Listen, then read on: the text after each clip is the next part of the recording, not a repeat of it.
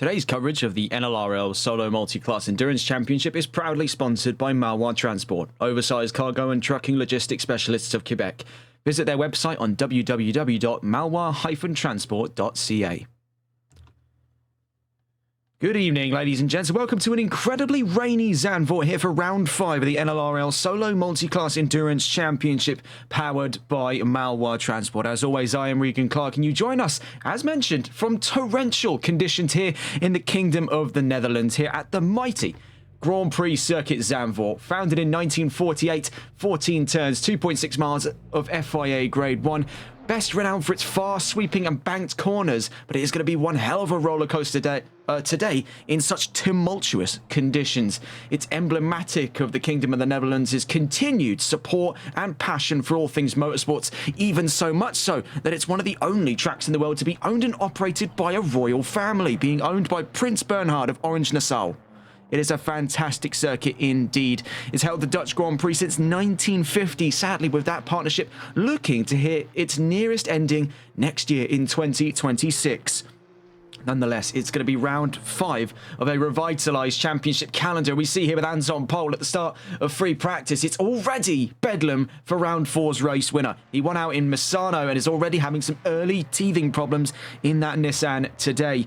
Getting a look at how things have changed for the calendar. Of course, we were supposed to be in Circuit Zolder. Those of you who tuned in live for that figured out exactly what went on, as after the qualifying session we suffered a server outage and a rare instance where we've had to red flag a race. That finds us now having jumped forward on the calendar and moving Zolder to the back. Zandvoort will be round 5 of the championship, with Nürburgring up to round 6, Suzuka up to round 7, Hungaroring up to round 8, Indianapolis up to round 9. Zolder, like Silverstone in the Sunday League, becomes the last round of the calendar, as it was previously expected to be ran in place of where Zandvoort is today. It is looking to be very exciting nonetheless, having a look into those championship standings, picking up where we left off then after Misano, where this man here, number 486 of Anton Pol, took a surprise victory in his Nissan GTR. Getting a gander then as he continues to spiral his way around the track. We'll actually try and cut on board with someone who's not in the walls at the moment. Brand new colours, and in honour of his race here at Zandvoort is Cas van Velzen sporting the iconic Dutch orange scheme there. The signature, almost iconic or official colour of the Kingdom of the Netherlands. He sports that bright orange livery there. He never seems to miss in the design department. Of course, he is using the same Ford Performance livery round in, round out, but it always looks fresh with a brand new coat of paint. Getting a look then, starting things off in the GT3 standings after round 4, it's Tyler Vermaak leading the charge ahead of Ilkay Akilinkoglu. Cas van Velzen on our screens at the moment makes 3rd in the championship, and Anton Pol, after his win in round 4, makes 4th place with 50 points. Ben Cheeseman, only 4 points behind him, makes the top 5. Mir Ismail Rashidov right behind him by only a single point. Kieran Rodd in 7th with 36 points in the championship. Liam Bello in 8th position with 24 points. Toby Cyril in 9th with 23 points. And then rounding out the top 10 for our GT3s is Ben Cole with 15 points in the championship. Looking down into GT4, Christian Lebay leads the charge ahead of a joint second between Hayden Proger and David Silf. James Mason makes 4th position behind the pair of them. To round out that top 5 then, Carl Martel makes 42 points in the championship for a top 5 position right now, and only a single point ahead of Scott Milbank, as we see theatrics there sliding between the Mustang and the Chevrolet of Lebay and Van Velzen as we make our way through Schivlach. Jay Garrett in 7th position with 38 points. Timothy Jolicoeur, who celebrated his birthday not too long ago. We covered that on stream in our new partnership with Competizione Performance League. He's 8th with 27 points, 6 points ahead of Jamie Ball in 9th with Janetta, and Norbert Horvath rounds out the top 10. It is looking to be incredibly unfavourable conditions on a track such as Zandvoort, and getting a look at those weather predictions. Sessions predictions at full dry is 25%, mixed at 49%, and a full wet like we're seeing right now only 26%. Now, the greater majority is going to be saying that it's going to be a wet race today, but there is still that 25% chance of full dry conditions. Not that these drivers are going to be hopeful of seeing it today. It is looking to be incredibly tough for our drivers heading into qualifying in about 25 minutes time. Now, of course, as always, for those of you first tuning in to this broadcast for the Solo Multiclass Endurance Championship, it's a staged qualifying. That's not in the sense that we've scripted it. No, it's in the fact that it's 2 separate stages. And that would be starting things off is our GT3s, the premier class of the Solo Multiclass Endurance Championship. Starts on stage 1 of 2 of this qualifying session. They'll take up the first 20 minutes of quali, a 40-minute session total. And then the other 20 minutes will be covered up by the GT4s to round us out of this qualifying session for round 5 of the championship. Right now, we're in free practice with 24 minutes to go. 1:05 p.m. local time here in North Holland. And I must say, these are much less favourable conditions than I had imagined. Of course, Zandvoort best known to be bright and sunny conditions here, right by the seaside here in the Netherlands. But no luck in that regards today. And when it rains at the seaside, believe me, it pours. And that is really what we're seeing right now. As you can see, Cas van Velten having a dance around those pockets of water there on the inside of Shevlak at turn 7, down into Mastersbocht at turn 8. If we can try and catch on board with the driver just about to start a flying lap. Here's Anton Pol.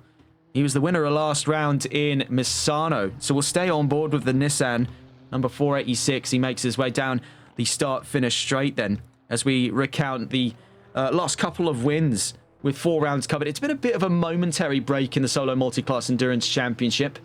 And we stay on board with Anton Pol here as he goes flying around the track for the first time here on full flying lap conditions. To recount those previous wins then up in GT3, we start off with round 1 of the championship, which was won by Ilkay Kilinkoglu. Then back-to-back victories for rounds 2 and 3 by Tyler Vermaak and Anton Pol, the most recent to join the ranks of the race winners here in the Solo Multiclass Endurance Championship with the end of Misano at round 4. Where, as mentioned before, he took his surprise win, cunning strategy and very solid consistency coupled with just a little smidgen of luck courtesy of that drive-through penalty from Tyler Vermaak. Kept Anton Pol in competitive form, one of the greatest performances we've seen from the 486 this season. And really, it didn't seem all too negotiable who was going to come out on top in Misano besides this one. Down in GT4 then, at the very same rounds we just discussed there, round 1 was won by David Silf after a very, very close battle indeed with the likes of Wesley Kuiper and Hayden Prodger. Silf ultimately came out on top in round 1 in the 443 Mercedes. Christian Lebay picked up his first win in round 2, one of 2 wins this season for the Season 1 Sunday League champion. Hayden Prodger picked up his first ever career win in NLRL history in Imola at round 3 of the championship after a gamble, moving away after round 1 from KTM to Porsche for round 2 onwards. It was a real gamble worth making, and it paid out massively for the British talent, taking the top step in round 3 of the championship. Christian Lebay finished on the top of the podium steps once more in Misano last round in practically imperial form. Absolutely non-negotiable, that win. Just 2 in the same, really, as Pol's victory in Misano GT3. And you can see Anton Pol, as a matter of fact, was having quite a lot of trouble there, just on the very exit of turns 13 and 14. You can see big step out of oversteer. Good to keep it out of the barriers by Anton Pol, but it is really, really hairy to negotiate these corners at the moment, to try and navigate what is an increasingly narrowing dry line on a banked track like Zandvoort, of course, best known as this roller coaster on Grade 1 tarmac. And with all of that banking is going to come a significant lack of dry terrain, constant rushing water then. And then when it's not rushing, it's going to be standing on the track surface. It's going to mean that we either end up with only a partial dry line for the higher sections of the track here. We end up in a case where there is no dry line and the drivers will just have to fend for themselves. What it's going to mean then for the 2 mandatory pit stops, as ever with Solo Multiclass Endurance, is that the strategy is going to be very, very interesting to study today. Of course, those wet tyres, you can go extra long and it's only fuel as part of the mandate for the Solo Multiclass Endurance Championship, if I'm not mistaken. So with these tyres, you would not be expecting drivers to be swapping every single run into the pits. These wet tyres can go 2 to 3 times the distance as their dry counterparts. The offerings here from Pirelli really are above and beyond when the rain comes pouring down here in Zandvoort. So it's going to be sort of a bit of a battle of chess, really, a bit of a battle of strategy to decide the race win today. Not only that, you're going to have to look at not only the structure of man, but the structure of machine. And for what we do know of solid wet weather races, he's fairly limited pickings in this crowd. Now, we know the McLaren already has stability problems in the dry. Here's Ben Cheeseman behind the wheel of what looks to be a damaged number 114720S. We know that stability is already a concern in the dry in the wet, we're not really too sure then what the McLarens are going to be feeling, if not grief, coming into today's race. They'll be crossing their fingers really in the paddock. They'll be praying for dry conditions, for clearer skies. But the real question is whether or not are they going to get it. Of course, with the odds currently overwhelmingly against the chance of a dry race today, they will be hoping for a miracle. See here, Lee Evans in the 444 Audi. Just making his way through Hans Ernst Bock there. Turns 11 and 12 with about 19 minutes left to go in free practice.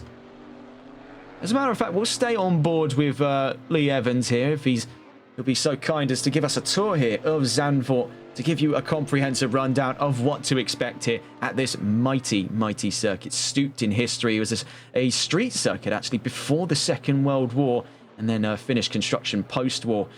Lee Evans then down towards turn 1, starting things off then in Tarzan box. Turn 1, one of the most iconic sections here of the circuit Zandvoort. I'd say closely paralleled by turns 11 and 12, which we picked up on when we first saw here from Lee Evans. So out through turns 2 at Garlach and into turn 3 at Hugenholtz. We've seen plenty of action go on in this section of the track in the Dutch Grand Prix, but will we be seeing so much so today? Of course, we were at the circuit Zandvoort not long ago in the Sunday League, and it was a fantastic race to cover then. But this is broadly different conditions. You can see that Audi is just skating all across the road. It's phenomenal car control by Lee Evans to keep that 444 in check. And I think there he's definitely picked up on what the greater problem is. He's not going to be finishing that lap. So let's get on board with the driver not too far from where he is. It's the number 413 of James Mason in GT4 as he makes his way out of Slotmaker Bocht at turn 6 into Schivlach. At turn 7, you can see even the titular GT4s are struggling for available grip in this section of the track. I really do thoroughly look forward to seeing what the weather's going to be like when we go green and racing, because I predict a bit of a riot here. I predict a bit of chaos for round 5 of the championship. Out through turn 8, then into turn 9 at Mastersbocht, and now into turn 10 we go. Then on our way down to yet another iconic section here of Zandvoort, one of the most easily recognizable sections, whether it's this version or the post-2019 revitalization that gave us the modern layout of the circuit Zandvoort that we see more prominently today in Formula 1. It's the Hans Ernst Bocht at turns 11 and 12. Switches back on itself there, turns us 90 degrees almost to the left on our way over towards turns 13 at Kumo and turn 14 at Arie Luijendijk.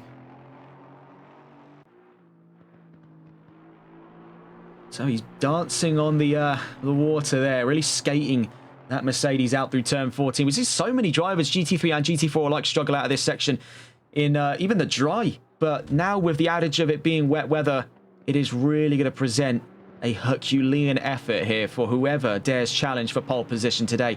And we don't sadly have enough data to quantify precisely who is going to come out on top of things come qualifying in 16.5 minutes time. Can see right now, 3rd fastest in category, 6th fastest overall, James Mason on that last lap. But sadly, that appeared to be invalidated for the 413. So he will have to resort to his previous best, which is a 156.325, actually technically faster than what we've just seen there.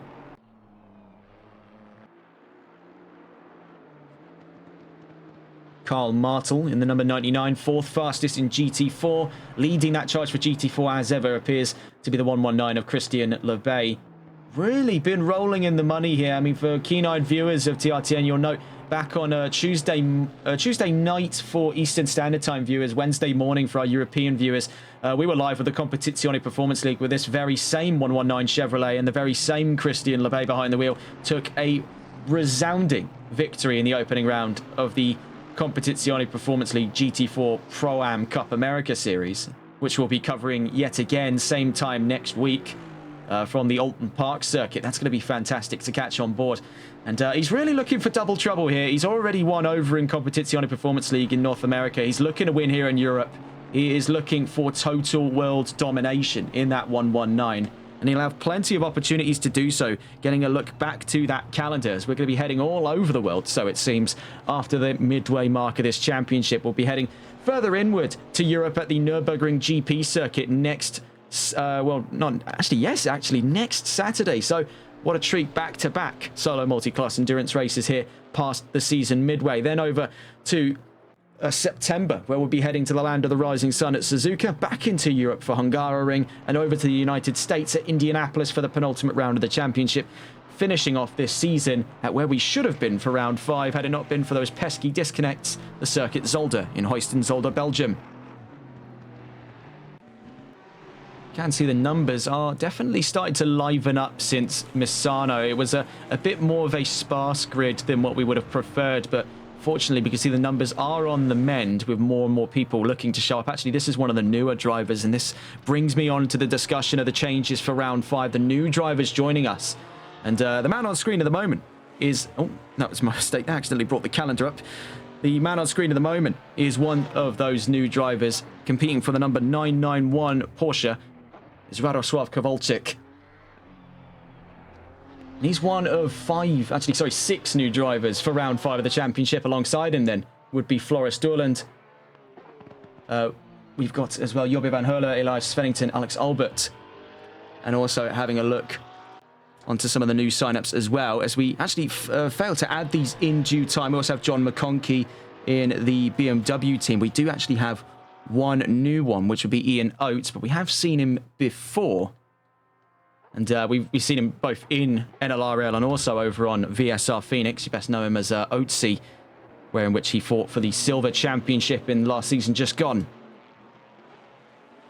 can see the paddock at the moment, predominantly the GT3s right now. We can see Tyler Vermaak, Ben Cheeseman, Cas van Veltzen, Lee Evans, and Anton Pol there line the paddock.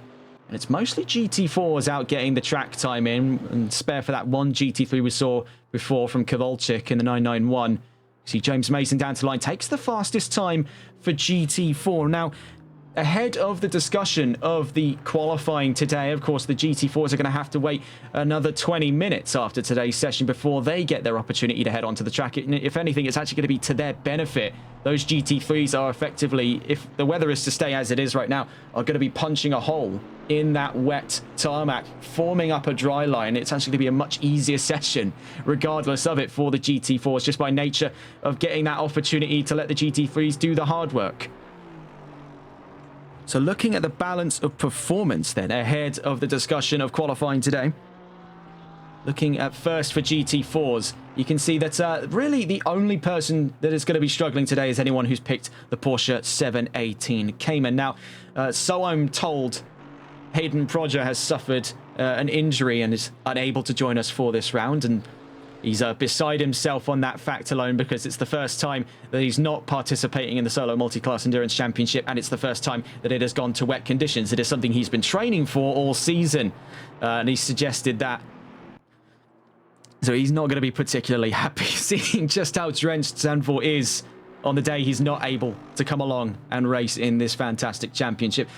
But to be fair, he would be to significant detriment to do so, not only because he's injured, but also because that Porsche has got a whopping 30 kilos whacked on board. Ginetta and McLaren sit as the joint lightest for the category at the moment, with 20 kilos reduced from both. Chevrolet losing 11 kilos, Aston Martin losing 7, BMW losing 4, and Mercedes gaining only a titular 3 kilos. Then on to the discussion of GT3's balance of performance. You can see right now the only person to gain any kind of advantage whatsoever from the balance of performance package today is going to be, if we can find him in the paddock, let's see if we can find him here. You can see him skulking around behind the view of a few of the other drivers in the paddock, but the only person seeing any benefit today is going to be Tyler Vermaak. Realistically, you could make the argument as well, Anton Pol, because of the -1 kilo they've slapped on that Nissan, but I think he's got bigger problems than just a single kilo being shed off the curb weight. I think the greater pressing issue is the fact that he's just not able to find any kind of grip whatsoever in that Nissan. Makes his way back out of the paddock. We'll catch on board with him in a moment, but Lexus losing 22 kilos is going to make things a little bit lopsided, pardon me there, dare I say, for Tyler Vermaak to come and take another victory here in the Solo Multiclass Endurance Championship. He'd be looking at his 3rd if he's able to take it today in the Circuit Zandvoort in the pouring wet rain. And it's not going to be an easy challenge by any stretch of the imagination, but Lord knows balance of performance definitely clearly giving him a little bit of a leg up here. Who's definitely not going to be feeling any kind of benefit is anyone with Ferrari or McLaren. 9 and 13 kilos there And really, it seems to be a bit of a rule of extremes, a lot more subtle stuff in the middle, and then on either side, flanked by double-figure reductions or gains. For GT3, you can definitely see a lot more minute research has been done into what specifically needed to be altered. Had it been a case we have a slightly larger GT3 field today, I think we would definitely see this demonstrated a lot closer. But such is the case with Solo Multiclass Endurance. I was commenting earlier on the fact that we are getting more numbers. Fortunately so. It really was not hard looking back at it to improve upon how things were going at the first running at Zolder. I think it was 2 GT3 cars. And I believe for the first time it was a case where we were in the double figures for GT4. And the GT3s was literally just 2 drivers. I believe it was one of the new sign-ups. Steiner, and then I think it was Van Veltzen as well as the only 2 GT3s that showed up to that round. A little bit healthier then for the numbers coming into Zandvoort.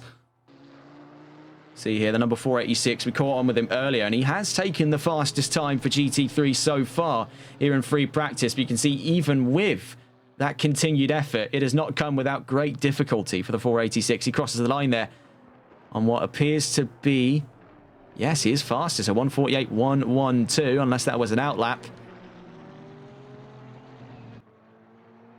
We've got a word there from Cas Van Veltzen. So much standing water on the track. You can really see it demonstrated here in the first sector. The banking is not making this at all easy to ford a dry line in, especially down here at Hugenholtz, where it's just going to be pooling on the apex. The driver's going to have to take such an unorthodox line to avoid spinning out in Sector 1. If this weather is to persist, it will present a very unique, almost one-of-a-kind challenge this season, if any hopes are to arise for that for our drivers today. I really don't think they want to be wet racing anymore. See, that's the thing. It's the double-edged sword that comes with these leagues. A lot of drivers want a wet race. They want a wet race, and then suddenly, when a wet race does show up, they don't want to do it no more. And even the GT4s are going to find their way into some kind of trouble. I really keep eyes on the Chevrolets here. Despite the more nuanced balance of performance package for them today, it is still an absolute brute. And Chevrolet, probably not the best manufacturer to think about when it comes to handling or agility, but it has been a case where the American adage creeps back in that there is no replacement for displacement. 6.2 litre LT1 V8 really does seem to have a lot to chat about in regards to GT4.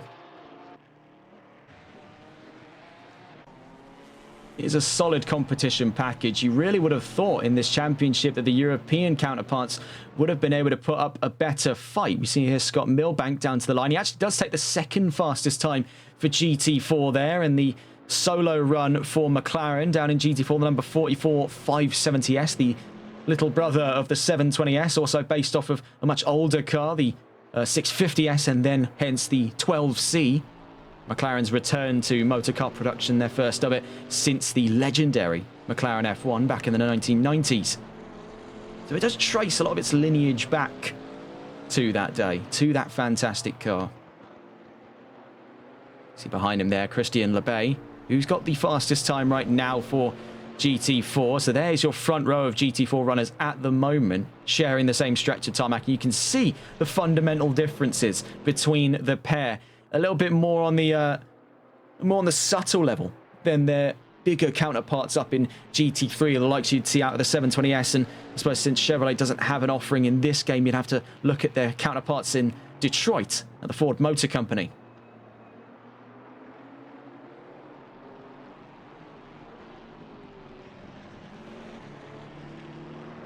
Just seen the yellow flag come out from the number 486. That is Anton Pohl again in trouble. Could we be seeing a disaster class play today from Nissan? It really doesn't seem right now that last round's race winner can find any ounce of grip in the aging Nissan.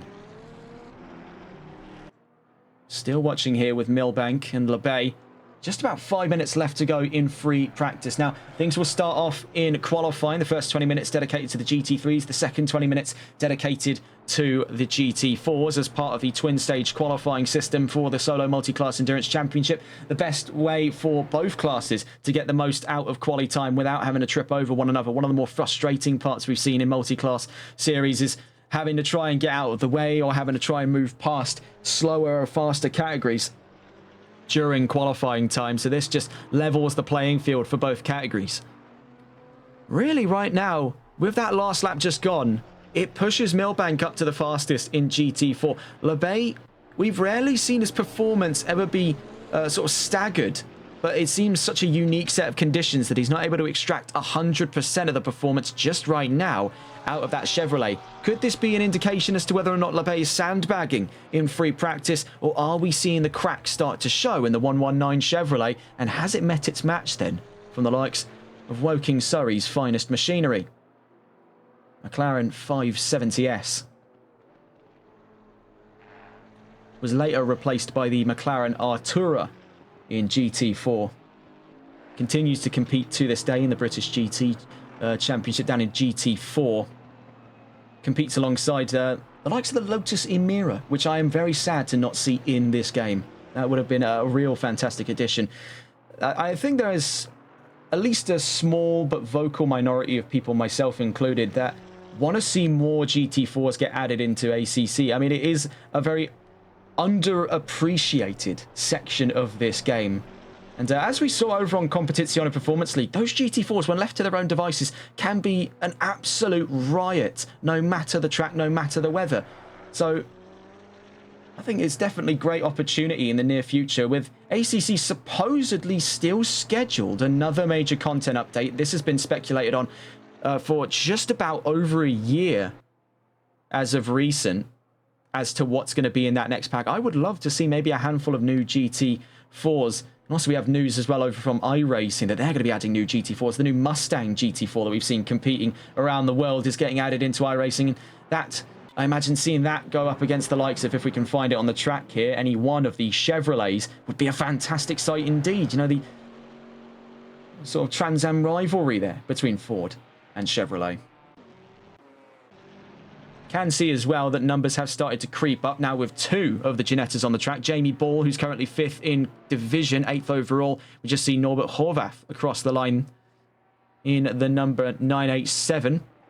And he's just started on his flying laps here right at the very, very end of free practice. And bringing back up that balance of performance, Ginetta are finally finding themselves in good territory for balance of performance. But has it come too little too late and in the wrong kind of conditions where they would actually benefit from a little bit more weight, keeping them planted down into the tarmac, helping them forward just that extra bit of water? So it's come at a bit of a price here for the Ginetta team. They find themselves among the lightest already by curb weight and now the lightest on balance of performance. Has it come at too bad a spot for them when weight would actually have been beneficial?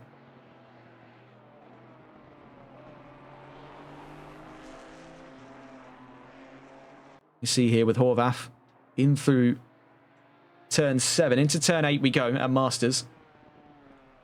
You can see right towards the very end of free practice, in these slightly more leveled out sections of the track, is where the drivers are able to extract just a little bit more performance here.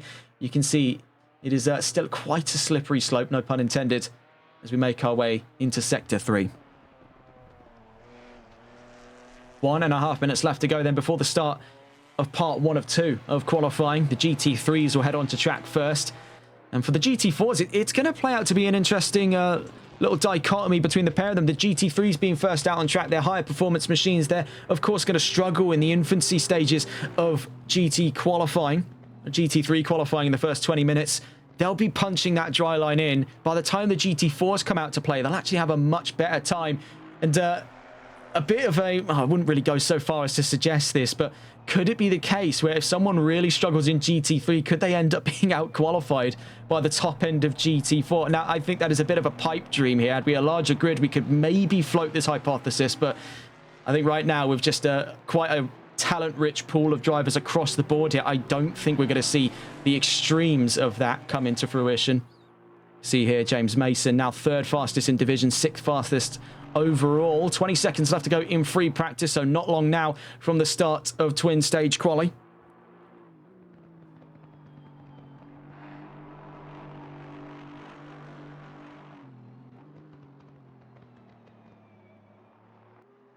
Watch here with Mason.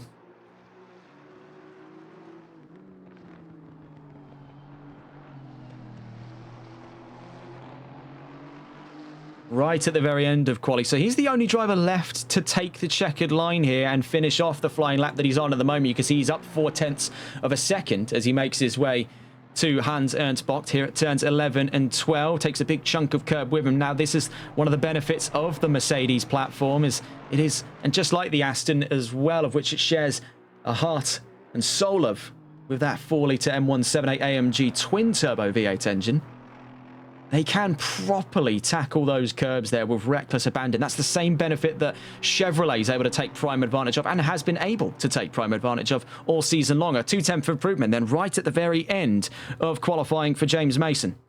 Gets into the line for a 1:51.510, but remains third fastest in GT4 at the end of free practice.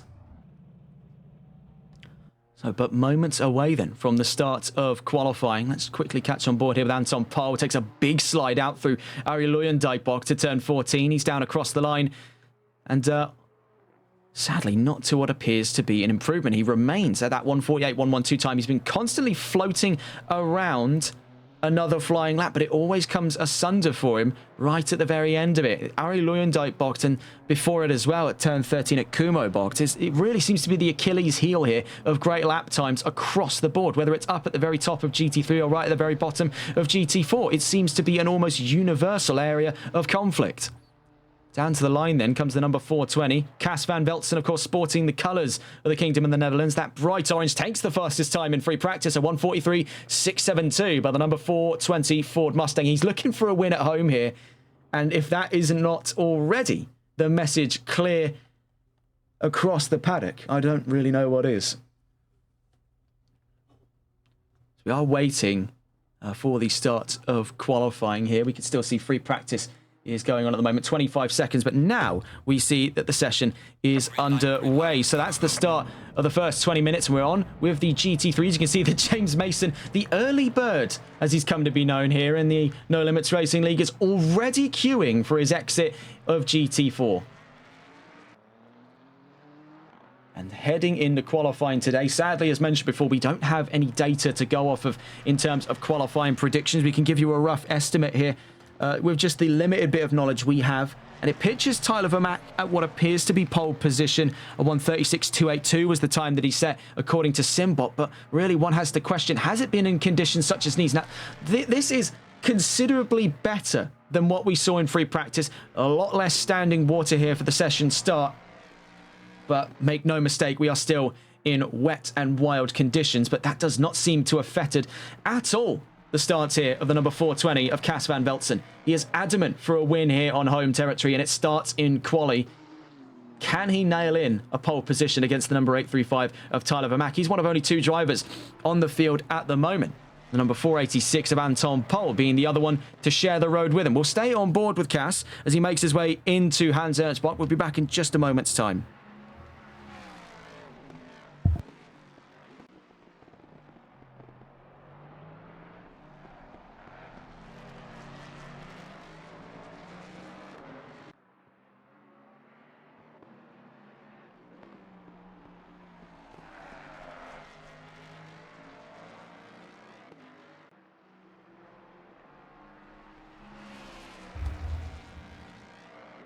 So we start off the first of our flying laps here in qualifying at the very start of GT qualifying for round 5 of the NLRL Solo Multiclass Endurance Championship. It's Cas van Velzen to start the charge in the 420.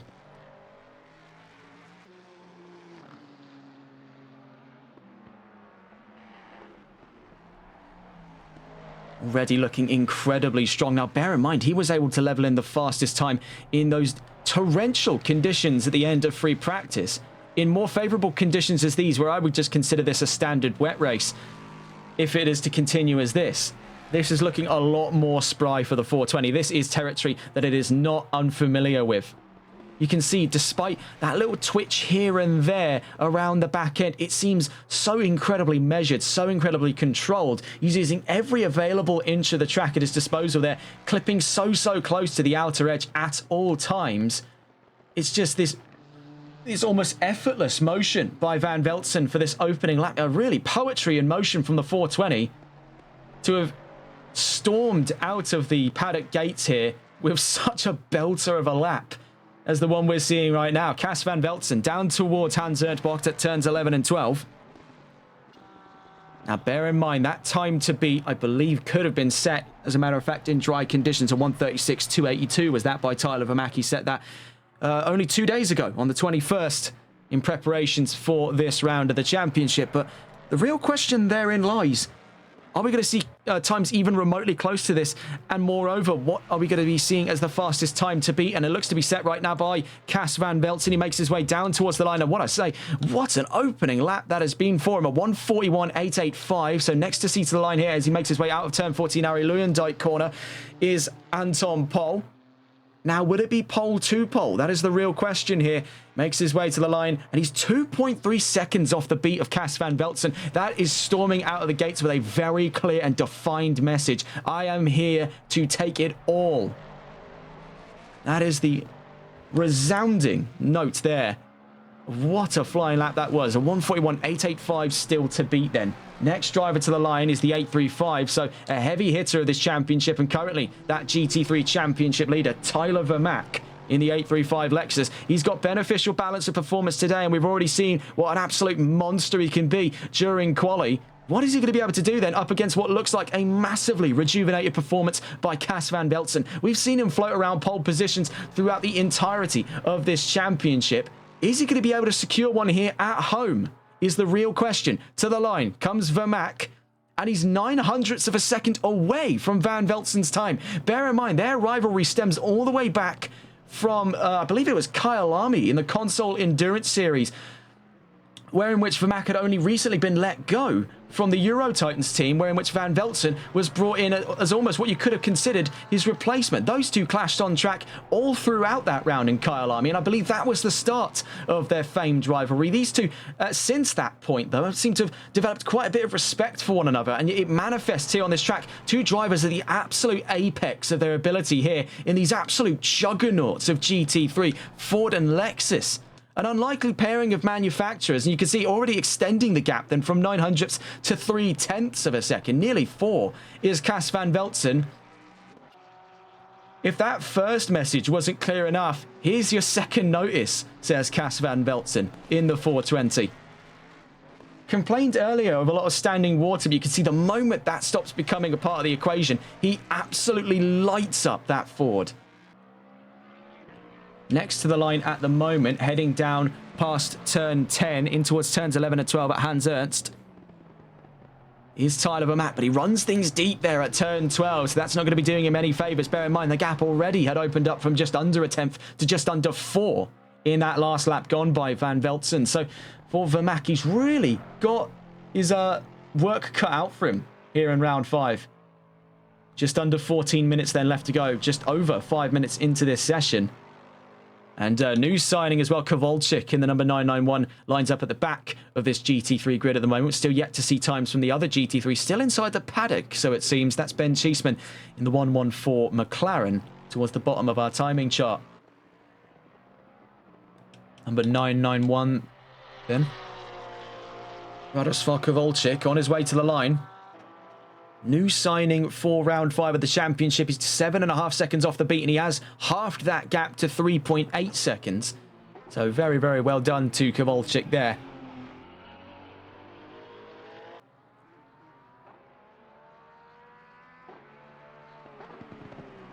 Rare is it then to see the Porsche on this grid. Now, we've seen a handful of drivers take onto the helm of Stuttgart's finest. Of course, before him was Hupert, Ismail Rashidov, Capriso, and now he becomes the newest chapter here in the Solo Multiclass Endurance Championship to take on the helm of Porsche in their iconic 911 992 GT3R.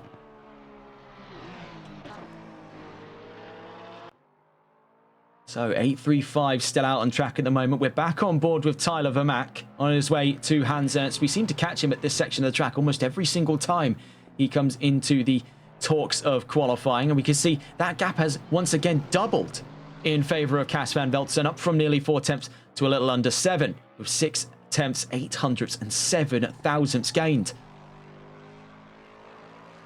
must say, it is not going to be an easy day then for Lexus, despite what we had previously assumed would balance performance as part of the equation. You've really got to hand it to Cas van Velzen. He was not going to be going down without a fight today. And while Vermaak has now halved that gap, he still has to make what is currently, for a grid of only 4 competitive times, we're still yet to see the times out of the 1:14 of Ben Cheeseman. 3 tenths is still going to seem like a country mile here, especially in the argument for pole position.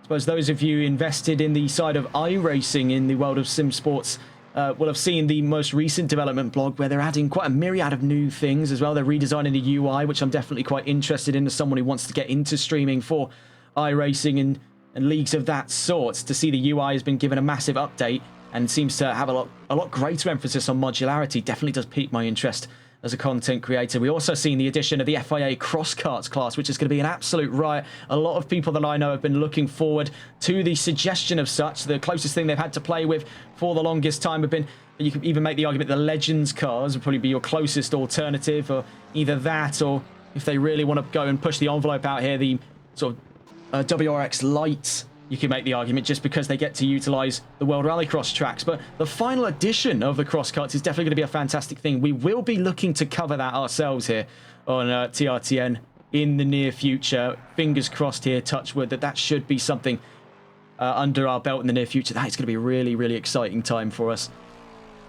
On through turn 14 then, can Tyler Vermaak closed the gap with 10 minutes left to go here. He has to make just under 4 tenths on Van Velzen's time, and he very, very nearly does it.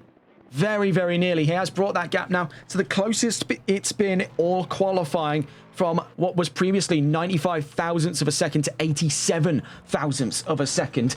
That gap is getting closer and closer and closer, but what is the rebuttal by the current leading car here, Cas van Velzen, fighting for a home ground pole position? We'll be elevating that in the next 2 hours to try and fight for a home ground win here in what is a Mustang clad in the national colours of the Netherlands. He is really firing on all cylinders. He is not looking to go down here without the most royal of fights.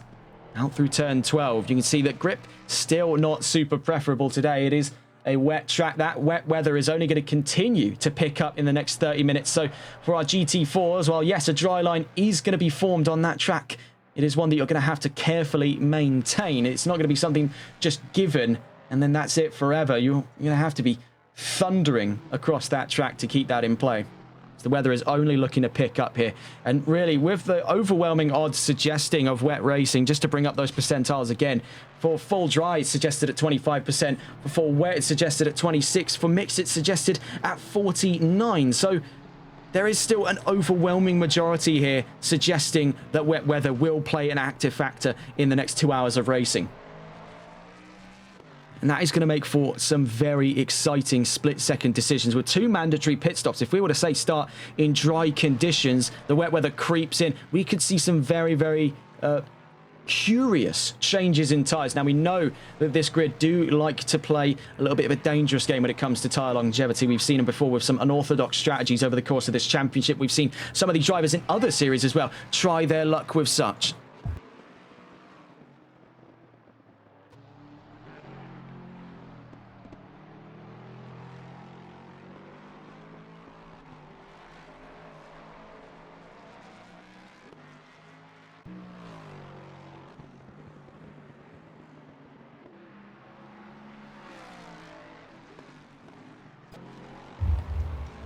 Down into turns 11 and 12 then. Van Velzen still holds pole position here with just about 8 minutes left to go by only a minuscule 87 thousandths of a second.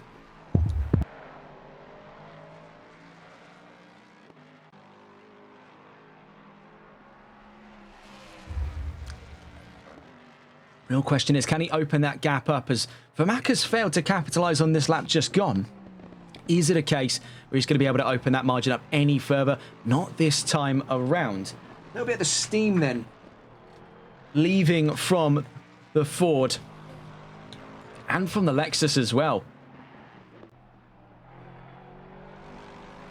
can even make the argument here, looking at the track, that the wet weather has gotten worse in the last 10 minutes than from when it started. You can see on the edges of the track, and this is something that was already a bit of a playing factor at the start of today's session. You can see already what I'm talking about here. The edges of the track, you can start to see those pools of standing water are only getting larger here. So for the GT4s, yes, they'll have that dry line. They step 1 foot off of it, and it's immediate death. See, Ben Cheeseman's finally made his way out onto the track. The last lap that he's done, put himself 1.8 seconds off from pole position and puts himself ahead of new signing Kowalczyk in the number 991. He puts himself 4th in GT3. He has to make half a second here if he wants to start at the front of that second row and moreover start on the podium ahead of Anton Pol, last round's race winner. Right now obfuscated in the pit lane from a queuing crowd of GT4s. Among them, you can see there is the likes of the 44 and the 119, that being Milbank and LeBay. Vermaak is still out on track at the moment. Next to the line is the 420 of Cas van Velzen, but one appears on our map here to be an invalidated lap. Definitely a little bit of wind out of the sails of the 420 compared to where it started qualifying off on. Now, it still holds on to pole position. Let's not say that this is a significant downgrade from what we've seen at the very start of today's session. But for Cas van Velzen, you can definitely see it's a bit more of a hesitant performance as the wet weather has continued to batter the FIA Grade 1 here. Out through Tarzan box. He's still giving it absolutely everything he can here, but he is playing a dangerous, dangerous game now. Especially as grip is becoming less and less of a playing factor today. The worst thing any one driver can expect to do is aquaplane in today's race. And by the time that you're aquaplaning, I think, in my honest opinion, really varies from track to track. But at a track like Zandvoort, you've downgraded yourself from the position of driver to passenger. The moment you start aquaplaning, you are totally at the mercy of the track design.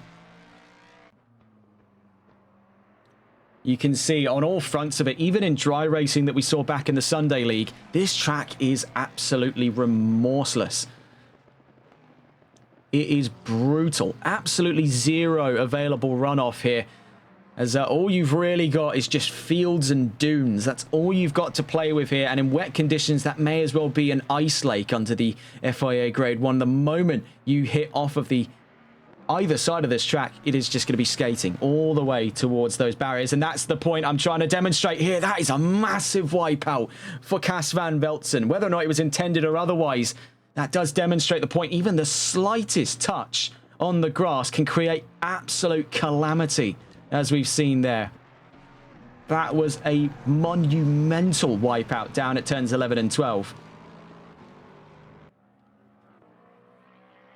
4 minutes then at the very end here of GT3 qualifying before we let loose the GT4s onto this track in what is going to be a very exciting qualifying session in conditions such as these.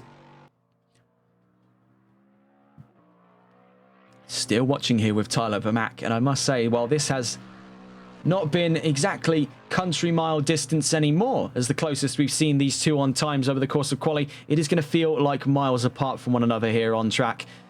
As trying to find even an ounce of improvement is going to be such a difficult challenge in these trying conditions, and especially in the older Lexus. And Vermaak's been quick to comment over the last couple of weeks on this car is starting to show its age, and the worst of it is on a track like Zandvoort. You can see he is definitely a little bit out of tune. You could tell in the last couple of rounds that Vermaak was 100% dialed in. It was an almost symbiotic relationship he had with that 835 Lexus. But right now, he is fighting that car for control. It's much akin to watching someone ride a bull. It is really who's in control here, man or beast. And for that Lexus across the line, he's not found an improvement. So with 3 minutes on the clock here, is he going to find that 800ths necessary to take on Cas van Velzen for pole position? Or is it going to be too close yet too far away for Tyler Vermaak here, the very end of quali? Looking into that crowd of drivers, you can see James Mason lines up at the very start of that GT4 crowd. We'll be catching on with them in about 2.5 minutes. As once again, he's first out of the gates. You can't falter the man for his commitment here to wanting to be first out of the barn gate doors here. We've seen a word from Cas van Velzen as well. Too wet for an improvement. So as it stands, unless Tyler Vermaak can pull magic tricks out of his proverbial hat here in the 8:35, he isn't looking to find pole position on his plate by the end of the next 2 minutes. You can see he's giving it a very good go, and this is some proper Sterling Moss level driving. We're seeing here full gung-ho out through Shivlak at turn 7 into turn 8 at Masters. He's not leaving anything up to chance here. The odds are stacked against him. And after that historic time by Cas van Velzen, what a lap he set in and then improved not once but twice on the mark for that. In fact, I think even 3 times in today's qualifying session. It has been a Herculean effort from start to finish for Tyler Vermaak if he means to take on Cas van Velzen's pole position time here. But right at the very, very end of qualifying, he'll have one more opportunity round the circuit Zandvoort before the GT4s are let loose. 1.5 minutes left to go. Can Vermaak find anything on this lap? He had a very strong start to it. Does he have a stronger end as he makes his way out through turn 14, heading down towards the line? It is such a close gap between the pair of them. Who emerges victorious then in the final moments of GT3 qualifying across the line? It's all for naught as Vermaak still finds himself in second. Bear in mind, one more lap here on the charts for GT3. And while the rest of his compatriots in GT3 have thrown the towel in here and are waiting inside the pit lane, knowing that the conditions are no longer permissible for an improvement, we still have 58 seconds before the GT4s get to come out and play. And in that time, Vermaak will still be on track.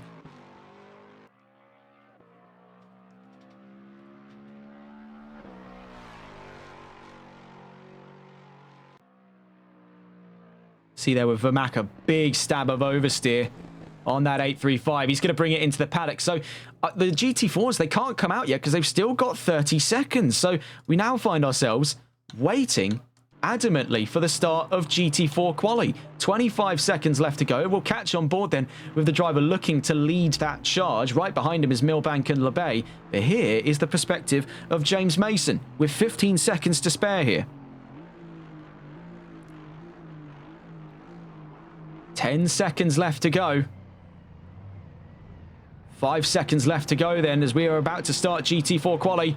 And away we go then. 20 minutes left in qualifying today. Leading that charge out of the gates already. James Mason, Scott Milbank and Christian LeBay. Mercedes, McLaren and Chevrolet lead a charge onto what they thought and what we thought were going to be more beneficial conditions to their big brothers in GT3. But it's not the case here, as it looks like it's slowly turning into an ice rink here at Zandvoort.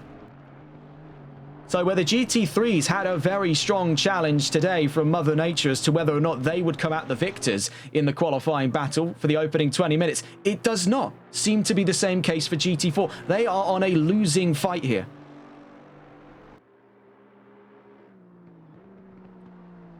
Out through turn 7 we go then.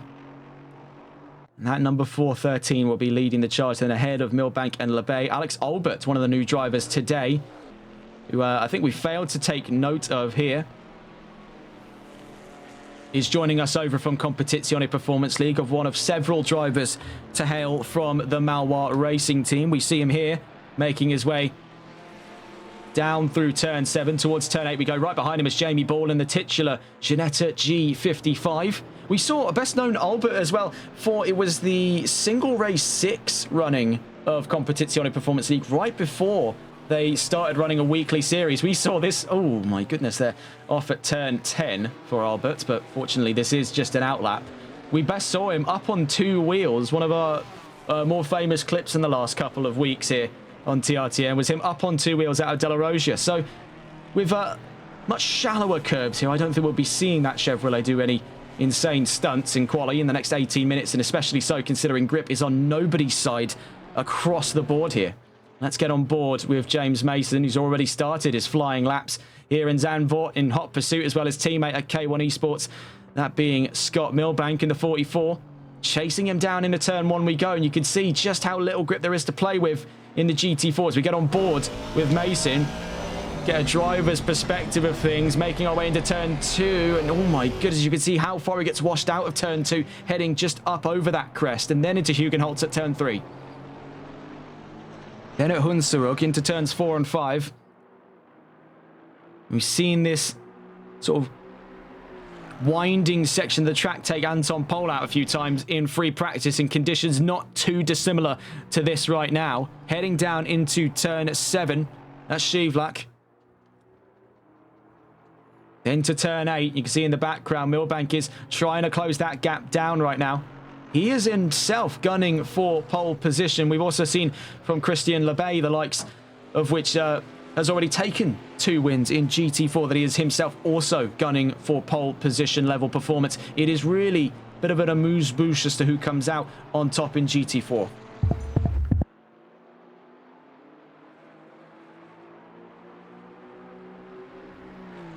Down into turns 11 and 12 we go then with Mason. And fair play to Milbank. He has actually closed that gap down. It was 2.4 seconds between the pair of them. It's actually 1.8 as we entered turn 11. 2 seconds now as we exit turn 12. So could it be Scott Milbank to advantage in qualifying today? We saw just how fast he was able to take that McLaren in free practice in even worse conditions. So, opening up our timing charts to see where things rank. James Mason then puts himself at division lead, but then usurping him for control is Scott Milbank. Next towards the lines, Christian Lebay sliding out Barry Luyendijk corner at turn 14. Right behind him is Jamie Ball as our next 2 times on the chart. Lebay goes second fastest. Jamie Ball right behind him goes behind James Mason. We can see in the background there is, I believe, Alex Albert there, goes behind Ball. So right now, Milbank on GT4 pole. Then Lebay second, Mason third, Ball fourth, Albert fifth. We're still yet to see times from the 99. Carl Martel across the line goes behind Alex Albert's time in the 36. And we also yet to see a time here from Norbert Horvath, who's on his way towards turn 13. So already in that opening 5 minutes, you can see, I'd definitely say one of the more interesting parts of that opening qualifying volley, you could say, was Jamie Ball up in that top 5. As a matter of fact, just behind James Mason. Norbert Horvath then across the line. Does he go ahead of Martel and Albert? Makes his way across. It was an invalid lap for the 987. We'll catch on board with the 413 next towards the line. Then behind him is the 44, currently holding on to GT4 pole. Gap between the pair of them nearly actually a second and a half. It's a second and a tenth there right now between Milbank and Mason, the 2 teammates at K1 Esports. A little stutter there out of turn 12 for Milbank. We've seen that he took a very to the inside line, not looked to be intentional. He may have actually been caught by the inside curb. It's definitely going to stunt his ability to improve upon this lap. We could be shown incorrect. Down towards the line goes James Mason from Scott Milbank behind him. Currently 2 of our top 3. So neither of them see significant improvement. Does Christian Lebay see enough time in the bookings here? He needs to find quite a monstrous 7/10 of a second if he means to clear the time of Scott Milbank. As he rockets across the line there, does not find the improvement necessary. Jamie Ball stays where he is as well in Division 4th as he crosses the line. Also not to find an improvement. Is it a case here with the conditions only getting worse and worse and we are teetering ever closer to the suggestion that this is a flooded track? Could it be a case where we're seeing a ultra rare occurrence of a one-shot qualifying in GT4? As that really does seem to be what we're dealing with here. The first of our flying laps are currently still the fastest ones we've seen. I don't believe, looking at it here, a single driver has found significant improvement for position in that last lap just gone. And the drivers who have were behind by quite a few seconds there.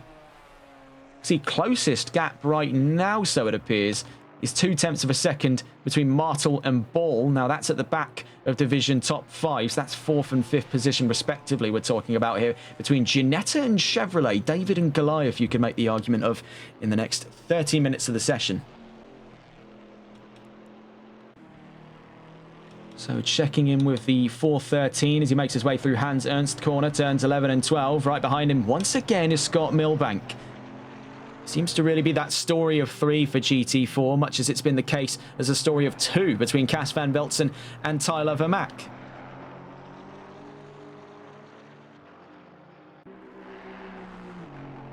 Tyler Vermaak asking in chat who was the driver of the number 991. One of the new drivers to have joined us for this round, that's Radoslav Kowalczyk. hailing from Poland. Makes one of 2 Polish drivers on this grid at the moment. Milbank then across the line. Still leading this qualifying session. We can see that Mason is reeling in on Christian Lebay. That's now itself 0.2 of a second. We saw an improvement from Jamie Ball, but he still finds himself 1.2 seconds off from being inside that top 3 for the race start.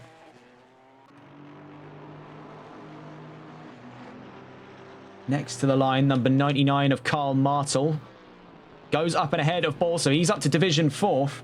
Then the 119 of Christian Lebay makes his way to the line here, I believe on what appeared to be an invalid lap, so no improvement marked on this.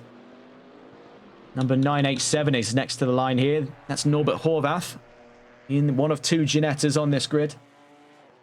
It's always great to see the Ginetta make its way into GT4 regardless of the circumstance. It is this lovable, plucky underdog of the paddock there, that G55.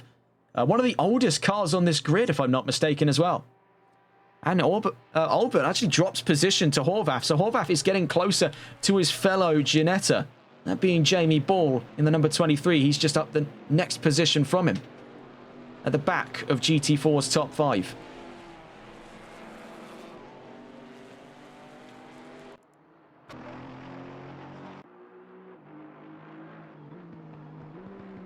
So right now we are seeing the rise of Scott Milbank in GT4 still holds pole position by a whopping 0.7 of a second in GT4 at the moment.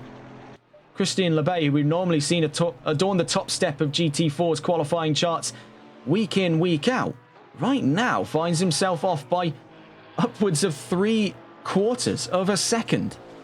10.5 minutes then to make a mark. He does find himself under attack here. James Mason has reeled him into within 0.2 of a second. They could be looking at a fight here for the GT4 front row. And that's feasibly right now, in the grand scheme of the grid, that is the front of the 4th row on that overall grid. See Mason moving over for Milbank as we make our way out through Hunsrück, turns 4 and 5, then through Slogmaker at turn 6. Into Shivlak.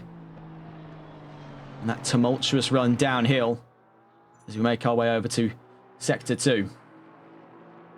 And through Masters, turn 8. You can see just how much poke that McLaren's got. What kind of bizarre wizardry has Milbank been able to do in the setups for that 44 to give it such incredible poke in the wet?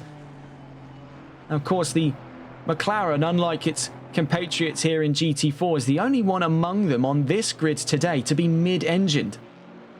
So the Chevrolet, the Mercedes and the Ginetta, all of them find themselves at the disposition of having the engine over the nose. And while you'd think that would give them better advantage in the wet, it works actually a little bit to the contrary here, as there's less weight over that rear axle, makes it a bit more squirrely and also makes the car a little bit more prone to understeer. It favours stability over manoeuvrability, and clearly Scott Milbank is a gambling man because he's thinking himself lucky for using a mid-engine car. He's got a lot of poke here, but that comes at a very razor-thin price. He stands only one slight incorrection away from annihilation lap in, lap out. That is the sacrifice you make in the mid-engine category. And it is quite a surprise to see how well mid-engine platform cars are performing in these conditions, especially considering where you look at the GT3s, where it is dominated by front-engine machinery from Ford, Lexus and Nissan. We've just seen a change of position there. James Mason still in 3rd, but behind him, Jamie Ball up to 4th by only 0.02 of a second to Karl Martel.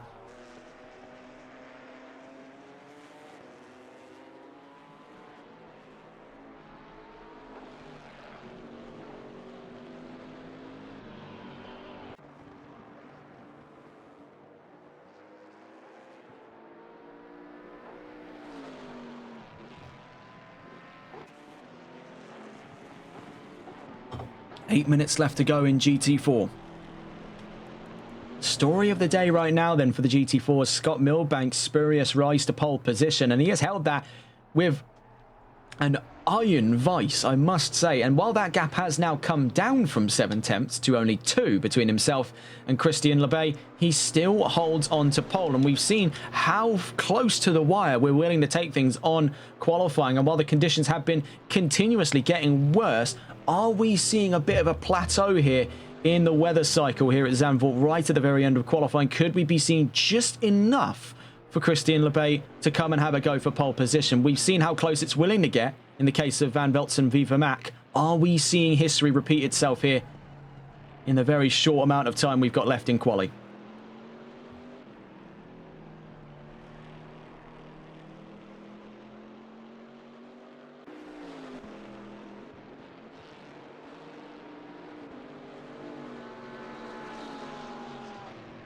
.413 heading into the pits there. That was James Mason.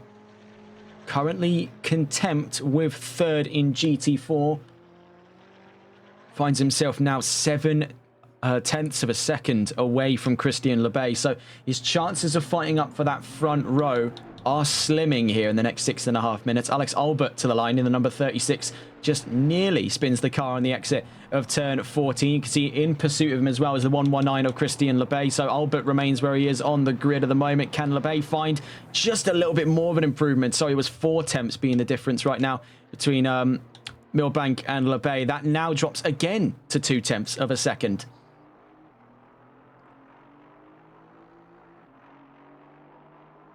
Six minutes left to go then, and it is going to be 6 minutes ticking by at a rate of knots. And what is going on here?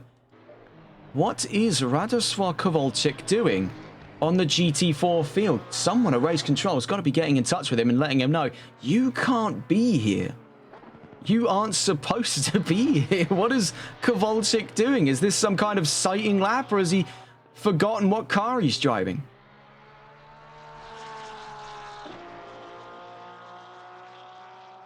Stewards have got to be trying to get in touch with Radosław Kowalczyk, because this is not on whatsoever. What is a GT3 car doing in GT4's qualifying session?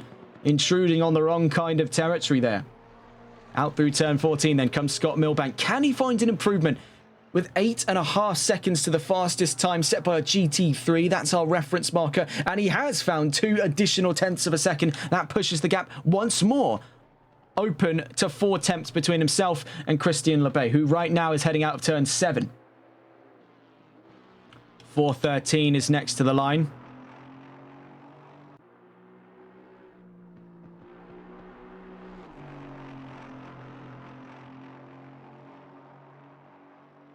Has to find 9 tenths of a second if he wants second place off of Christian Lebay. Doesn't find anything in that last lap just gone.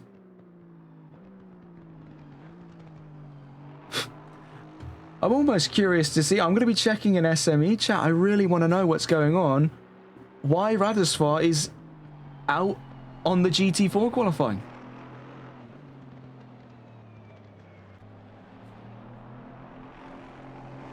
Four minutes left to go then. I must say, I am incredibly confused. That'll likely be a disqualification for Radosław Kowalczyk by the end of today's race. That's a cardinal sin. You don't do that. You're on the complete wrong end of qualifying. Number 987 just across the line now, Norbert Horvath. Sadly doesn't find an improvement up ahead of Alex Albert. Number 99 of Karl Martel crosses the line, goes up to 4th fastest then. You can see right behind him is an intruder to GT4. That's Radosław Kowalczyk. What on earth is he doing?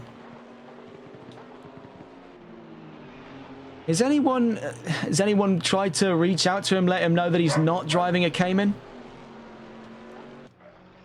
Oh my word. What a bizarre turn of events we're seeing here at the end of qualifying. 3.5 minutes left to go. Scott Milbank is next to the line. We've seen him make improvements already several times. Can he make one more here as he makes his way out of turn 14? From 8.3 seconds as our reference marker. No improvements on this lap, but he has already made the message loud and clear. 2 is the same as we saw earlier in GT3 from Cas van Veltzen. Scott Milbank looking to make a real mark on the qualifying proceedings here in the last 3 minutes.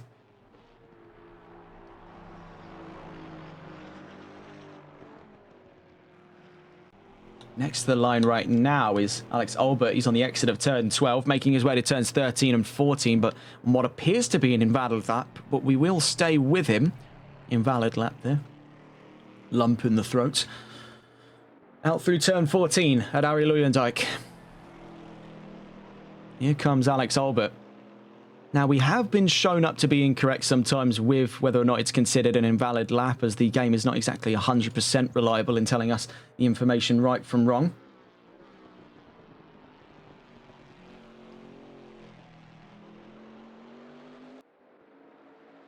See that on that last lap, Alex Albert could not find an improvement. We can see the state of affairs here, or the state of proceedings right at the very end of quali. That's Karl Martel coming into the pits, but passing him up on the track, Radosław Kowalczyk. Can anyone reach this rogue Porsche? 2 minutes left to go, and he is not where he's supposed to be. Number 44, still leading this session then, Scott Milbank. In the final minutes here, we'll have one more shot here in Zandvoort.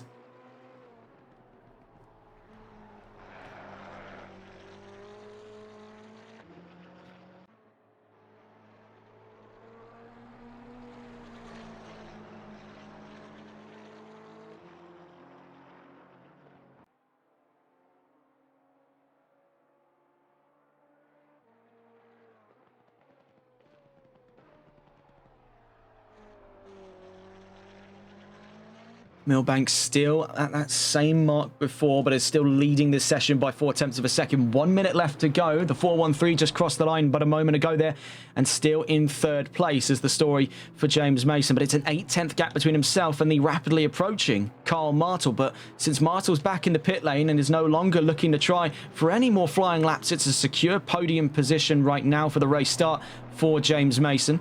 Lebay looks to be at the worst of it today in second, but that gap's still at 0.4. It is still, now bear in mind, a very thin possibility, but a possibility nonetheless that he could find an improvement necessary for pole position. The story of two continues then down in the GT4 at the very end of quali today.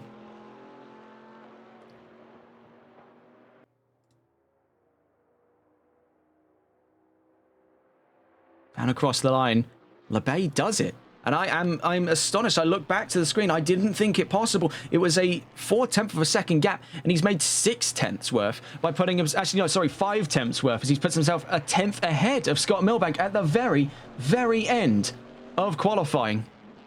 Here in not only GT4, but GT overall here for round 5 of the championship.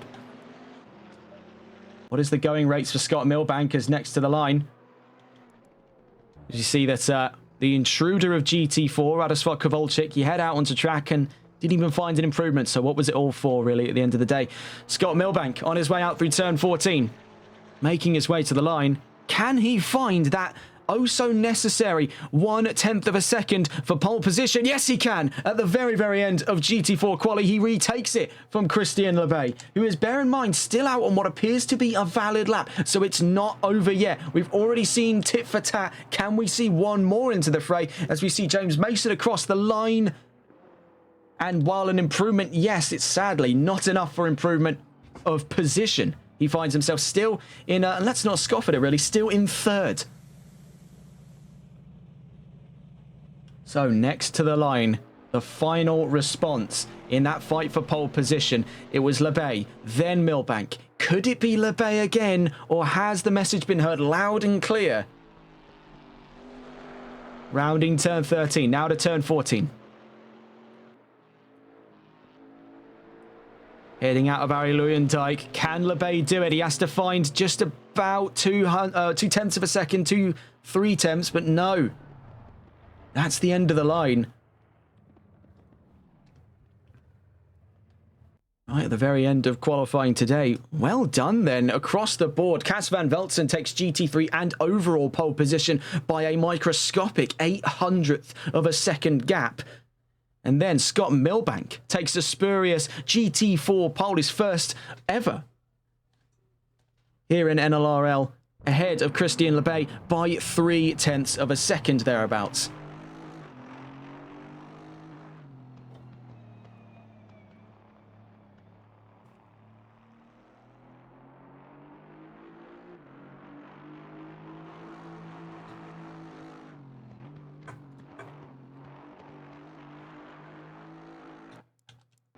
We see here, there is a driver actually making his way around the track, and James Mason is in fact so eager to be first out of the gates that he's already headed out onto the track so that he could form up on the grid. Either that or he just got bored. Equal theory. Of course, we'll get a full rundown of the grid in a moment's time. James Mason more than happy to be once again on podium positions for GT4. He's picked up a fair few over the course of the championship so far.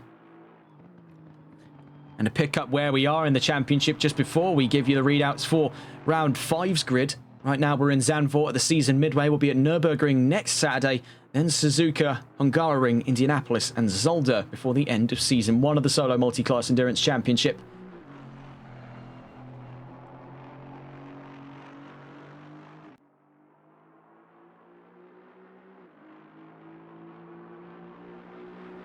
Still here with Mason as we just wait to see how the grid forms up. Now, that real story up front in GT3, this is going to be hell on earth to speak of on that front row. Cas van Beltzen with a very clear message of intent to take home a resounding home victory in an orange-clad 420 Mustang. Tyler Vermaak gunning for his 3rd GT3 victory this season.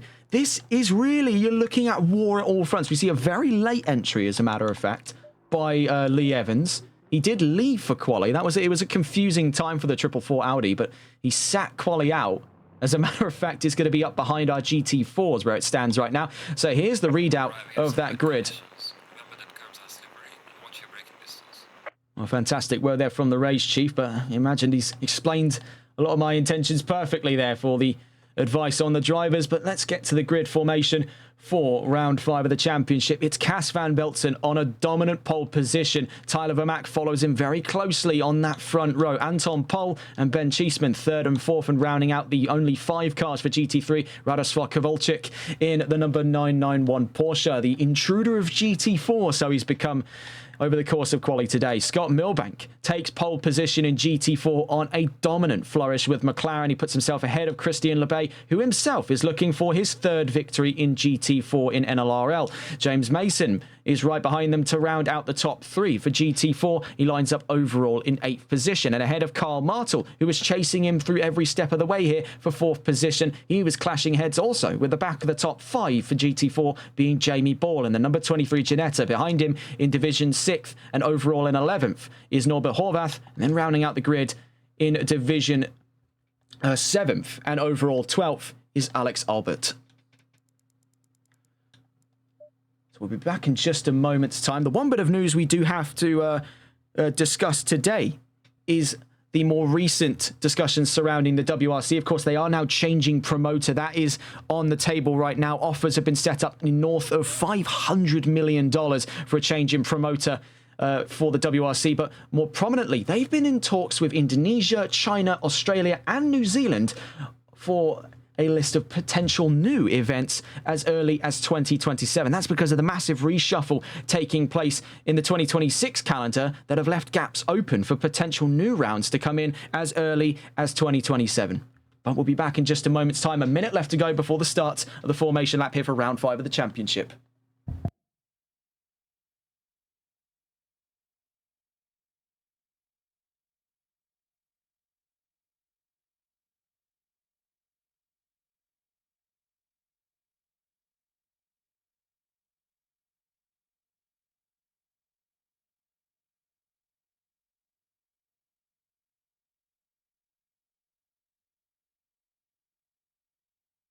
Seconds.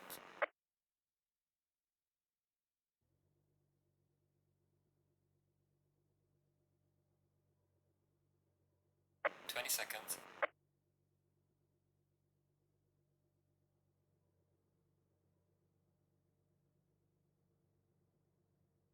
10 seconds.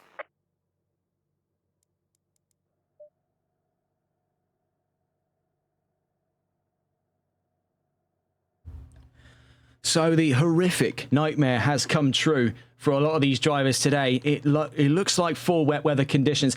Bear in mind, with 2 hours of racing on the charts, there is still ample chance for things to dry out by the end of today's race. But the chances of that, as discussed several times today, are looking particularly slim. that overwhelming majority of 49% as it stood as the greater chance for mixed conditions still stands. It puts it at just under half of the chances today for conditions. Right now, we start off in what looks to be very wet conditions here in Zandvoort. It is going to make for a very chaotic start today with 2 hours of racing to contend with. As we watch here with Cas van Velzen, this is the most confident I think we've ever seen Van Velzen in this championship. And what a top 3 you're looking at there for GT3. Van Velzen, Vermaak and Pol. 3 legendary names here in the Solo Multiclass Endurance Championship.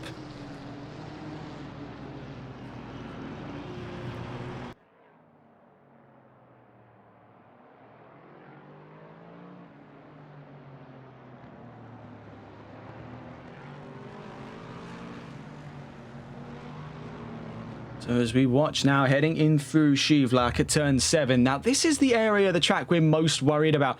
Heading just out of Hunsrück at turns 4 and 5, then through Slotmaker and Skivlak turns 6 and 7.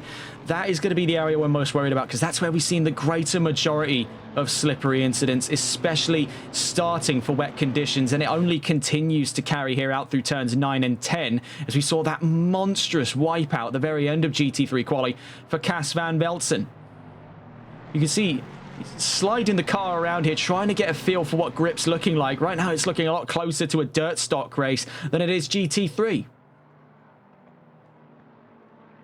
This track, of course, best known for hosting Formula 1, GT World Challenge Europe, DTM, and ADAC GT Masters, isn't normally known for hosting boat racing, but that's clearly what we're getting along that front row. And we're not too far off the case of it being a flooded track today, and it is looking very, very, very spicy around those corners already. And of course, I think Van Velzen is obviously putting on a little bit of a show there up on the front row, as to is Tyler Vermaak, but it's all practical. It's all designed with the explicit interest of trying to generate as much heat over those Pirellis as possible, as they're going to need every single degree of it for today's race. Then for round 5 of the NLRL Solo Multiclass Endurance Championship, we line up here 2 abreast. 12 cars in all. Now a smaller grid than usual, but that does not mean we are in for a dull race here. It is incredibly tumultuous conditions on the horizon here at Zandvoort in the Kingdom and the Netherlands. A Dutchman on pole here in round 5. Without further ado, we go heading down towards the line, then 2 abreast on the slow crawl to turn 1. And without further ado then, for the second time in a little under a week, we're green and racing here for 2 hours here at Zandvoort, as opposed to the last time we were here in the Sunday League. And what a great start it has been for our front row.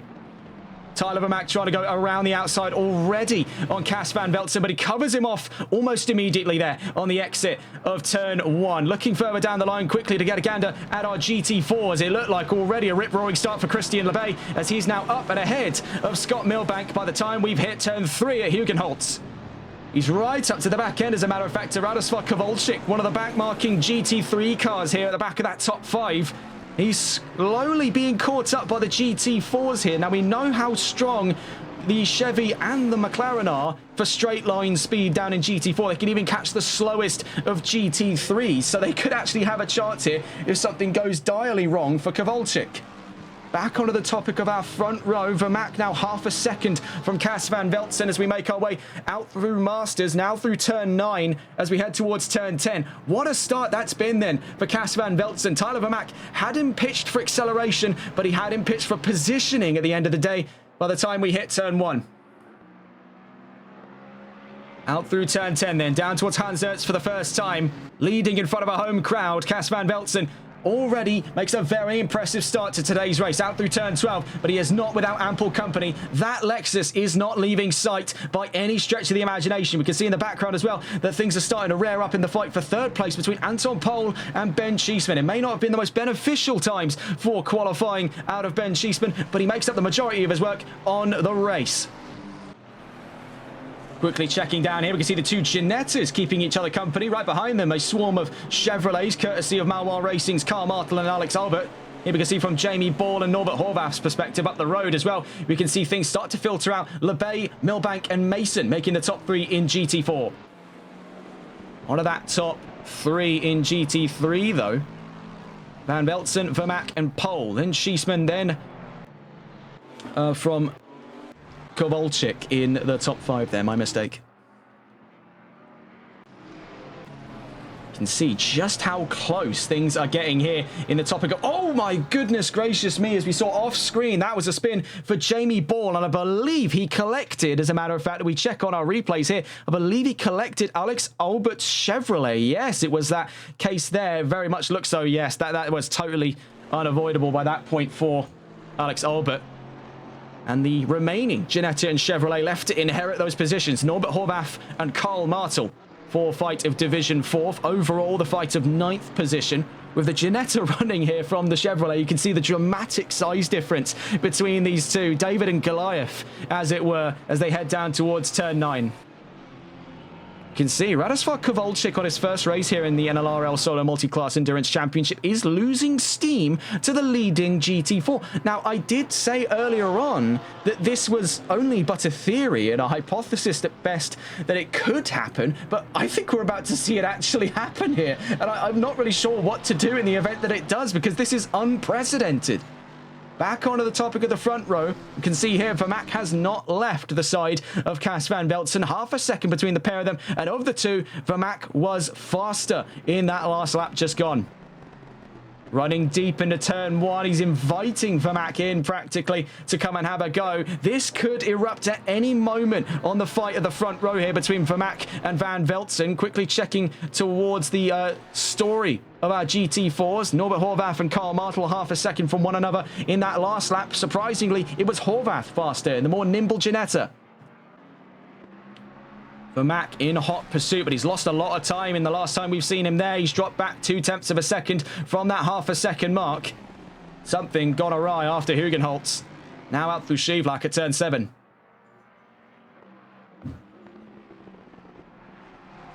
The story of the V8 Titans there on that front row. Ford versus Lexus.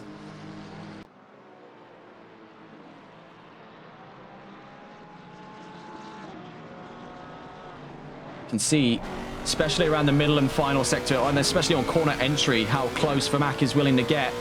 But it's corner exit where that Lexus is floundering a little bit by comparison to the Ford. Now, bear in mind, these are machines made nearly 10 years apart from one another, with the Lexus being made in 2015, that Ford only having just released last year in 2024. So this is quite the dramatic shift in machinery we're seeing on that front row. Actually, I'd say closest comparator is his fellow teammate at the Malois racing team would have been Christian Lebay in his fight against Shane Tremblay back at the very opening rounds of the Sunday League. He was fighting with a 2023 Ferrari 296 in a 2013 Aston Martin V12 Vantage. So we're seeing a little bit of history repeating itself here. Time is cyclic here in the NLRL Solo Multiclass Endurance Championship. Running deep into turn 1 again, but Vermaak still failing to capitalize, but he is getting closer and closer. This is the very section of the track that he ran into some trouble on the last lap. He lost a lot of time through Hugenholtz and then up through Hunsrück at turns 4 and 5. This is the section in question here, but see, he's taking the shallower of two lines, trying to conserve as much momentum as possible. Whereas you can see the Ford Mustang hooking itself out just ever so slightly to give itself a bit more of a send through the corners. And that is still paying off, because you can see that almost flowing motion we saw reciprocated back in qualifying is paying dividends to Cas van Veltzen and is keeping him in such a vital lead here. But wide through turn 9, he is inviting that Lexus in with every passing mistake. Into turn 10, he's put Vermaak to the outside. He's trying for a very late apex here through turn 10 to put himself ever closer, but he's still too far away. Surely he won't be trying for a position up through turns 11 and 12. In Formula 1, it's already dangerous there. It's practically suicidal for the GT3s to come and have a go. We've definitely seen people try their luck in the Sunday League to limited success. I think the chances of a successful inside leap at the start of the Hans Hertzbocht here in these conditions is all but naught. A little bit of a slide through turn 13 at Kumo.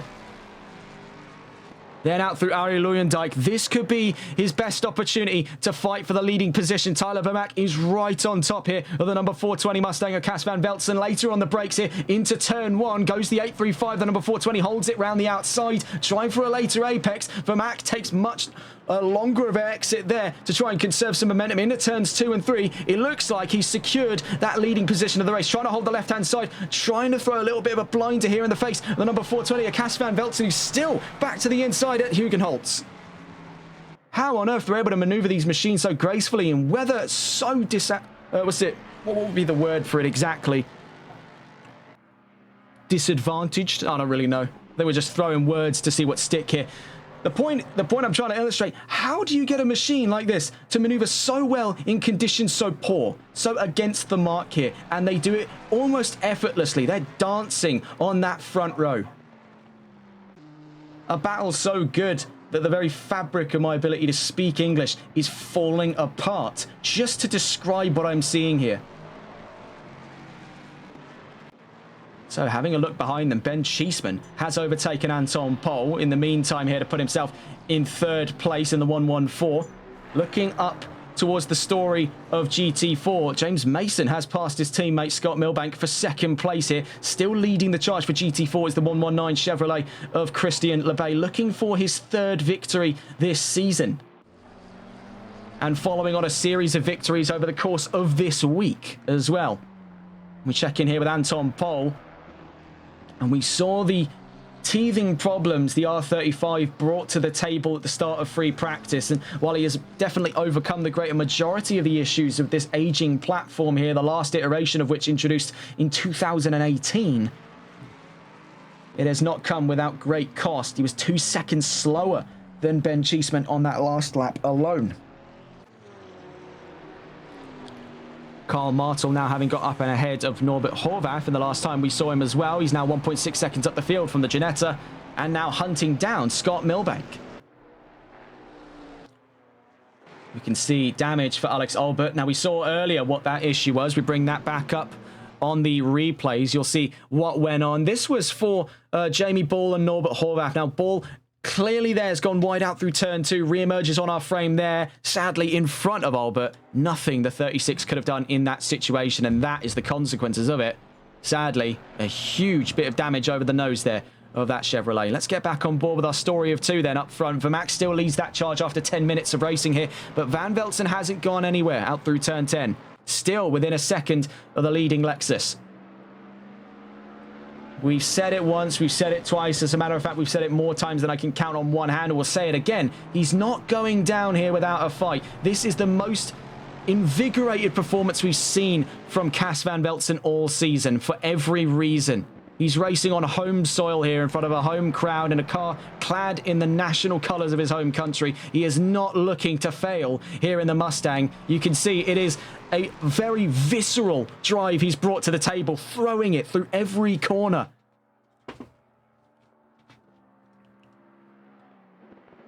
In the pit lanes at the moment, number 36, Alex Albert, to repair that nose on the Chevrolet. He'll be taking one of his 2 mandated pit stops. Now, bear in mind, on that strategy, I believe right now is just fuel. So that's 2 pit stops over the course of the next hour and 49 minutes. He's taken this first very, very early here. That could, down the line here, net him slightly more favourable conditions by the end of this race. And speaking of favourable conditions, take a look at the weather. It has noticeably here cleared out from the race start. Now, bear in mind, there is still considerable spray interfering with visibility, and there is still very light spits of rain, but it is a dramatic change of pace here from what we saw at the race start, where it was, well, to put a little bit of English slang into the mix, chucking it down.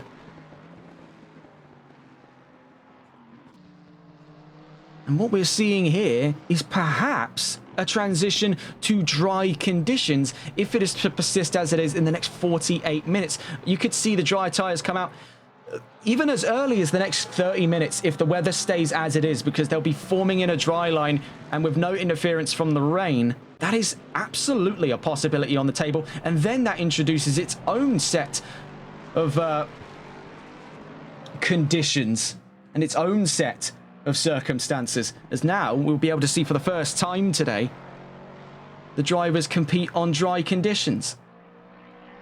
We've already seen that Tyler Vermaak's times leave quite a lot to be decided as the fastest in GT3 around this track on this grid for dry conditions. We've not actually seen much data out of Cas van Veldt, and we see some data coming there, and it's only a 10th and 800ths in difference between the pair of them, and running deep into turn 1. It's the Achilles heel for that Ford at the moment, the Tarzan box, and has now left Cas van Veldt 2 seconds away from the lead of this race.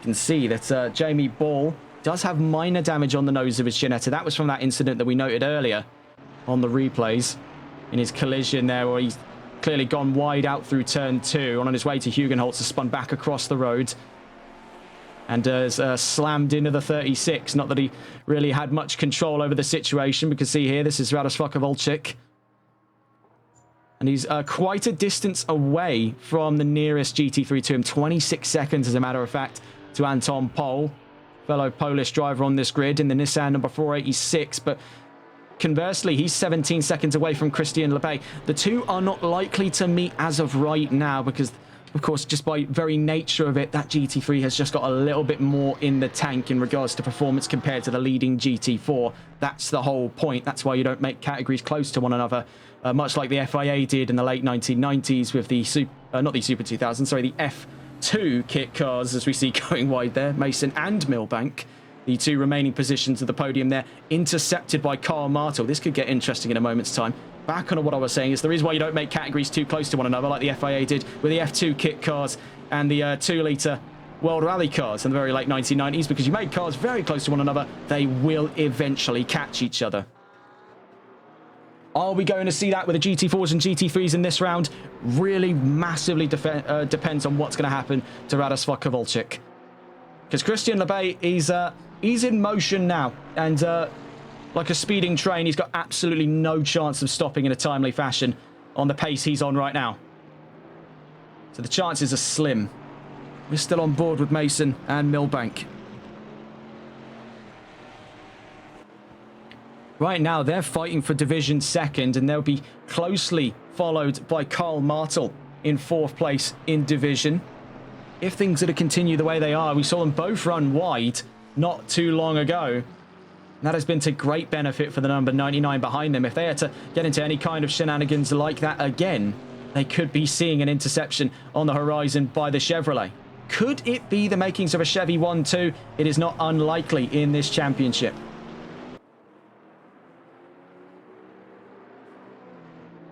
So, quarter of an hour in, and we can see where the grid stands at the moment. Tyler Vermaak has overtaken the lead of this race. We're still watching that fight for second between Mason, Milbank and Martel. And Cas van Veldt falls into 2nd place. Ben Cheeseman's up to 3rd and ahead of Anton Pol, and Radosław Kowalczyk rounds out the top 5 and the last of the positions for GT3. Then GT4 as Christian Lebay overtakes Scott Milbank for the lead of this race, and conversely as well, James Mason has also overtaken Scott Milbank for 2nd place. Milbank having dropped from 1st now to 3rd. Behind them in Division 4th, Karl Martel in Division 5th, Norbert Horvath. Jamie Ball behind him, Division 6th. And Alex Albert at the back of the GT4 field after his collision with Jamie Ball earlier on in this race. So back on board with Mason. You can see those conditions, they're getting actually incredibly quickly better, as now the track is drying out at a rate of knots here. We can see a little bit of spray as we enter turn 6 and 7 here. Through Shivlak we go.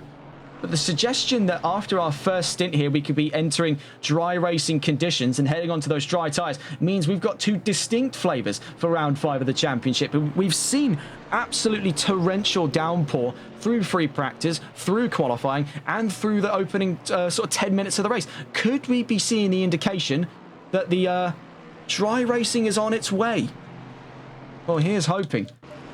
Right now, weather radars have it predicted, though, in the next 30 minutes we'll be back in to wet weather racing, so the drivers can't really breathe a sigh of relief too early. But we are definitely in the greater 49% here for the mixed conditions offered up by weather predictions today. It's going to create its own unique set of circumstances, both for strategy and also for our drivers today, as we get to see a real demonstration of skill on all fronts.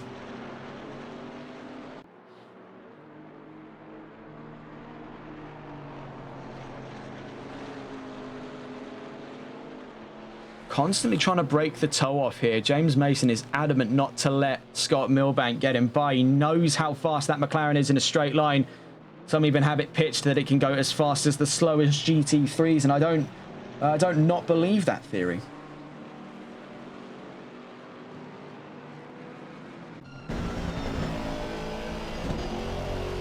Down towards Hugenholtz we go then at turn 3. You can see as the weather continues to dry out here. Now, bear in mind, in the next 30 minutes, it's going to pick back up, but you can see that this is really make-up time now for Scott Milbank. He's got second right in the palm of his hand here with James Mason right in front of him. Bear in mind, Mason, despite being on the same team, is given no orders to let his teammate roll through. There's no team's championship at play here like there is over on the Sunday League, which we'll be covering the next round of tomorrow at 6:30 BST. So he has been given every leeway possible to fight for this position. And he's going to fight with every fibre of his being. You can see so much so that he's wrestling that Mercedes into form as we head out of turn 9. Into turn 10 we go then. And it's 0.5, nearly point... Actually, no, it's doubled. It has doubled over the course of one corner there from 0.5 of a second to the whole second on the exit of turn 10. Milbank reels it in there through the very short straight here, which would be one of 2 DRS straights in Formula 1. As we head into Hans Ernst, properly chucking that Mercedes through now. James Mason is leaving nothing up to scratch in the very small pocket of dry racing conditions we have to play with. Bear in mind, they're not going to be particularly too happy for those wet tyres. They're going to be overheating if conditions get any better than this.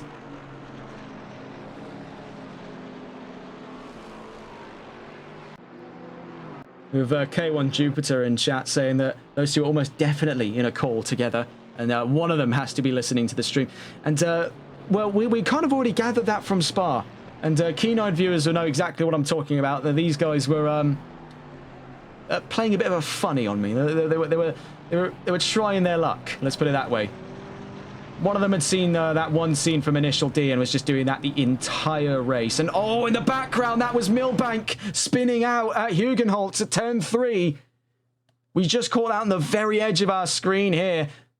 As you can see, he got on the throttle too early and he's nosed in up and over the curb. And now we've not seen the aftermath of that. We have seen, here's Tyler Vermaat, the leading GT3, lapping the second place GT4. Cas van Veltsen's not going to be too far away from him right now. As you can see, there is the Mustang entering frame. James Mason has now secured that second place. Want to see exactly where did Milbank re-emerge? He actually re-emerged in 5th in GT4, right behind Norbert Horvath. So let's get on board with Milbank here on his fight to be.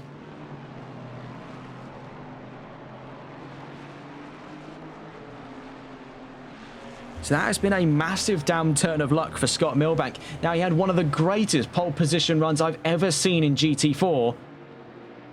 And that is all come asunder here because he finds himself in Division 5th of a 7-car race for GT4s today. So that it has been absolutely diabolically bad for him today. Horrible, horrible luck.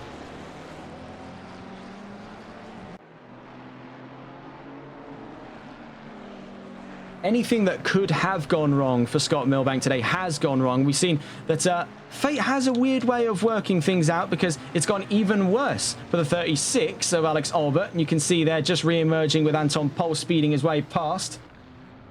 And Jamie Boll now has a stop-go 30-second penalty. It has all gone horrifically wrong today for Scott Milbank. A solid driver just undone by rotten luck. Wrong place, wrong time. And sadly, wrong conditions too. But with an hour and 39, it's not over yet. See Anton Pohl trying to work his way around Milbank. Milbank going long around Hugenholtz, very nearly finding his way into the wall, as a matter of fact. I daren't speak too soon here. Commentator's curse has already raptured any and all possibilities that could have happened today. Let's not try our luck. Taking a look here, Cas van Veltsen now on the last data recording 2.4 seconds. As we try and catch on board with him now, it's 2.8. So this is crushing for him at the moment. He'll have to wait before things get back into full wet weather conditions before he's going to find any possibility of reeling in Tyler Vermaat without some assistance of some divine intervention.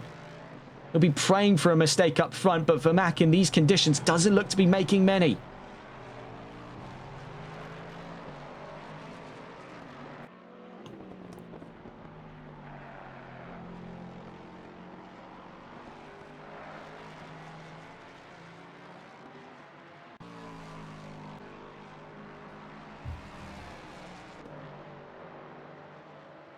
So that gap now up 3.3 seconds. In the last lap just gone, it was a 141.0 to a 141.9. It's crippling now in these conditions on the wet tyres. That Mustang is really struggling. See, Jamie Ball's in to take that stop go 30-second penalty from the stewards. Fellow Ginetta Norbert Horvath still sandwiched in between Carl Martel and Scott Milbank. He found himself in a very precarious spot here as the one Ginetta left inside the top 5.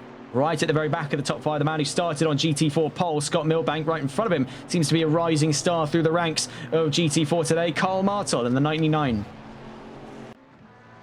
Radosław Kowalczyk, 25 seconds now ahead of the leading GT4. But the lead, oh, not even the leading GT3, sorry, the nearest GT3, nowhere to be found. You can see there, Vermaak lapping the leading GT4. So that's your 2 leading cars, both of them from the Malois Racing team. That's got to be a proud sight.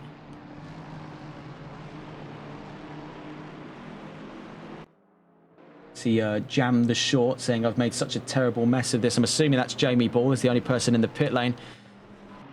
It's just sort of one of those tracks, really. If I could offer any kind of consolation, Zandvoort really is just one of those tracks. And bear in mind, this is the older configuration of Zandvoort that is 10 times as unforgiving as the new one.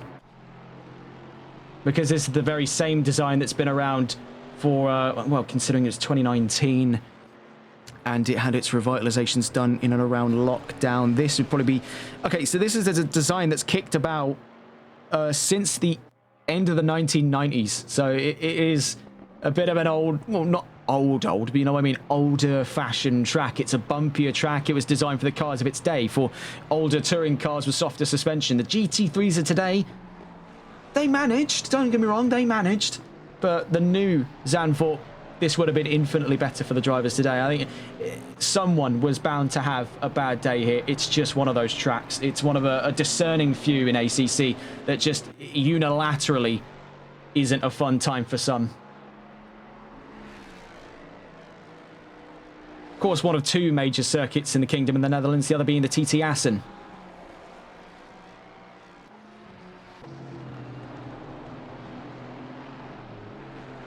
So checking around the field here, as we're nearly half an hour into today's race, and already things have shaken up quite a fair few times. Tyler Vermaak now leads the charge by a growing margin here, and as you can see, the rain is slowly creeping back in. And with the imminent threat of torrential rain in the next 30 minutes, Tyler Vermaak is going to have to capitalise on what little time he's got left in more favourable and drier conditions in the Lexus before the Mustang starts to reel him back in. Cas van Velzen, who started this session on pole position, has dropped quite some way back, and it's not going to be helping him too much there as he's running over through the Hans Ernst corner. Turns 11 and 12. Is he going to be picking up any indication of a penalty here? As has been the case for Jamie Ball earlier on. No, not this time around. So he's been quite fortunate there not to end up on the bad side of the stewards today. Ben Cheeseman finds himself in 3rd and ahead of Anton Pol. And Radosław Kowalczyk finds himself at the back of the remaining 5 GT3 cars that started today's session. Christian Lebay moves up to the lead of today's race in GT4 and ahead of James Mason, who's up and ahead of Carl Martel, who's up and ahead now of Norbert Horvath. Scott Milbank at the back of that top 5. Alex Albert in 6th. Jamie Ball, having took that stop go, finds himself 7th and currently last. But plenty of time left in today's race, so it's not over yet. Moving over there for Kowalczyk. Down into turn 8 at Masters. Still plenty of time to play for today. We can see his fellow Ginetta here actually looking to fight with Carl Martel. So this is a remarkable display here from Norbert Horvath. He is not going down without a fight here in Zandvoort. And this is for Division 3rd, the last of those podium positions. You can see the night and day difference in a straight line between the Chevrolet and the Ginetta, but this is brilliant stuff in through turn 1. We're on board with Horvath. This is for that fight of 3rd in division, and that would be 8th overall against Carl Martel in the number 99 Chevrolet. And Horvath's really going for it. We'll stay on board with this. Is this looking to be a really captivating fight here towards the half of that first hour, the halfway mark of the first hour of 2 today. Of course, one of the more unique features as the Ginetta started its life as a single-make Cup Series racer is it's one of the only GT4s in the modern day, or at least on this grid, to be right-hand drive, or correct-hand drive if you're from this country. Well, my country. the UK. I've just realised we're in the Netherlands there, so it makes absolutely no sense. Still correct hand drive. In through turn 9 we go then, a little bit short for the Ginetta. The Chevrolet gets the better run out through turn 9. In through turn 10 we go.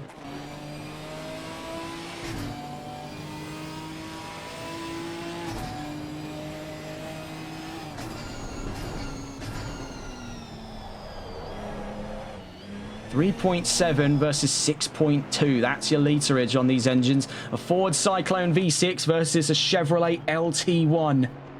The battle of the Vs here, making our way in towards turn 13. The number 991 is in trouble, so there is a yellow flag out for Shivlak. That is for Radosław Kowalczyk in trouble there. So the 835 is going to get past him. That's the leading GT3. So his gap to the leading GT4 is dwindling.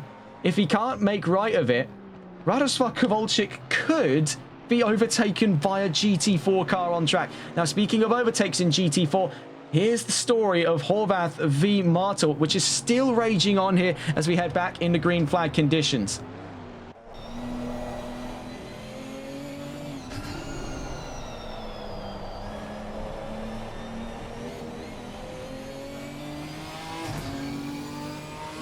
Such a racket that thing produces as well. What a monstrous noise from the Ford Cyclone V6 under the bonnet of that Ginetta.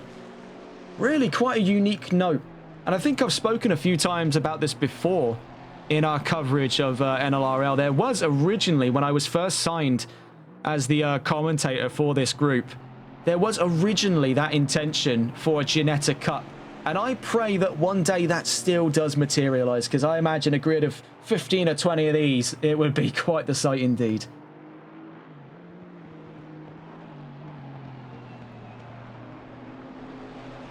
So Martel, only 0.7 of a second ahead of Norbert Horvath. We'll cut away from them for a moment here as we quickly check in. As into the pits goes one McLaren, and actually, I believe, about to leave the pits is another. As Scott Milbank, yes, is already out of the pit lane and through turn 1 into turn 2. So he's taken the first of his 2 mandatory pit stops in GT4. So he's looking to play the long game here as we re-enter wet conditions. The rain is starting to batter the track once more, so we are not out of the woods here. And for Tyler Vermaak, he's made the most of it. He's 9.2 seconds up on Cas van Velzen, but now could be hammer time for the Ford Mustang to come and reel him back in the next 30 minutes before the race midway. See Jamie Ball moving over for Tyler Vermaak, the leading GT3 at the moment. He will not too long be followed by Cas van Velzen. You can see his fellow Ginetta is still right in the thick of battle. This has been a remarkable little story here between Norbert Horvath and Karl Martel. Let's actually get a view here from the defending of 2 amongst the swarm of Chevrolets on this field. Here's Karl Martel. Right now in the defensive fight for 3rd in GT4. It's actually now become 2nd in GT4, as I believe... Now, I want to make sure I check this. Yes, James Mason's into the pits there. I did not want to accidentally miss some kind of major incident for Mason. He's already taken his first run into the pits after 30 minutes of racing today. So now we are feasibly looking at that battle for 2nd. In reality, it's more likely to still be that fight for 3rd after all things said and done. 0.6 of a second. It looked like nearly trouble for Norbert Horvath, but he still remains in the clear and narrow of this track as conditions continue to get worse. Here's Ben Schiessman trying to get through the pair of them. Karl Martel is going to be steadfast in his convictions to stay on the racing line here with a 720S right up his backside on his way out of turn 10 in towards turn 11. Best opportunity there for Schiessman to get him by, and he does so with very little issue whatsoever. Seamless stuff between the GT3s and 4s on our way into Hans Ernst-Bocht at turns 11 and 12.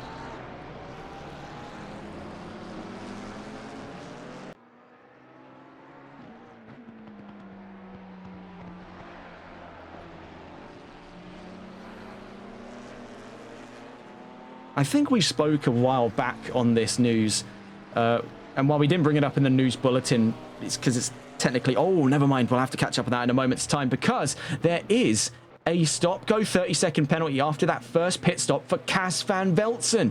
So it's thrown things massively by the wayside here. Now, bear in mind, no too different was the situation between who is now in second place and still the leading car. Between Pole and Vermac back in Misano, it was a penalty that took away Vermac's chance to try and fight Pole off on a cunning pit strategy for the lead of the race in the last couple of laps. So could it be the same story here in effect? Anton Pole and Tyler Vermac have both yet to take their pit stops.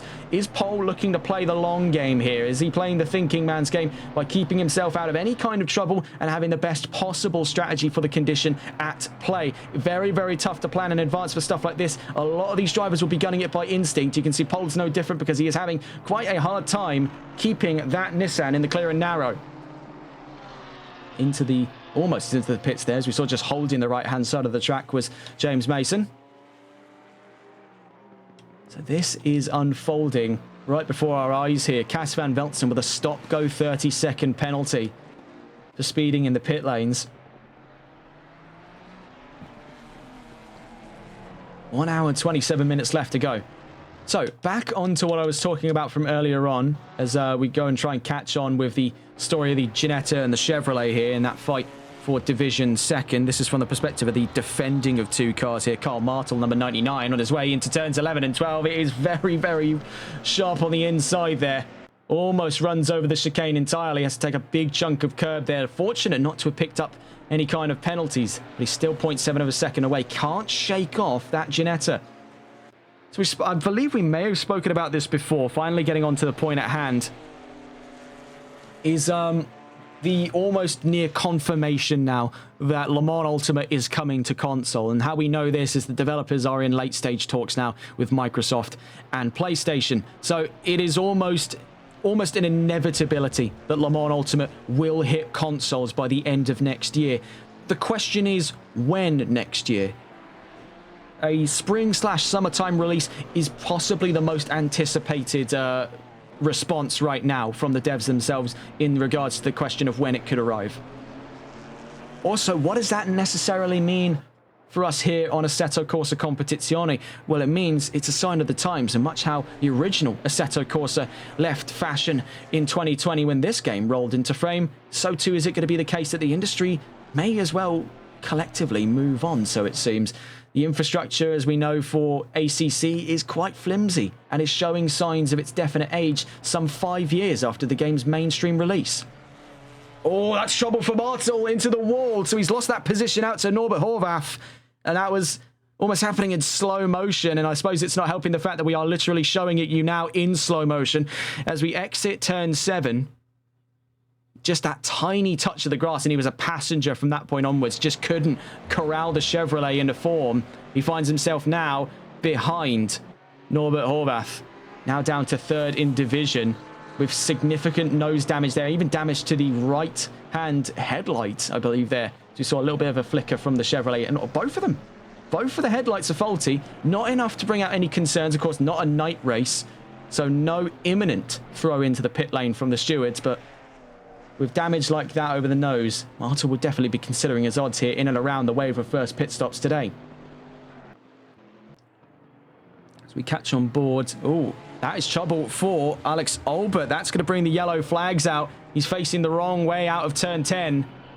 The number 991, Radosław Kowalczyk, getting past him there in the background. Following him, James Mason. That's gone horrifically wrong for Albert. This is his debut as well to NLRL. One of the new drivers joining us today. And it has definitely not been the best opening for him. Admittedly, these conditions so hard to predict, so hard to strategize for, and nigh impossible to cope with 100%. If it was going to catch anyone, he was likely to catch the Chevrolets.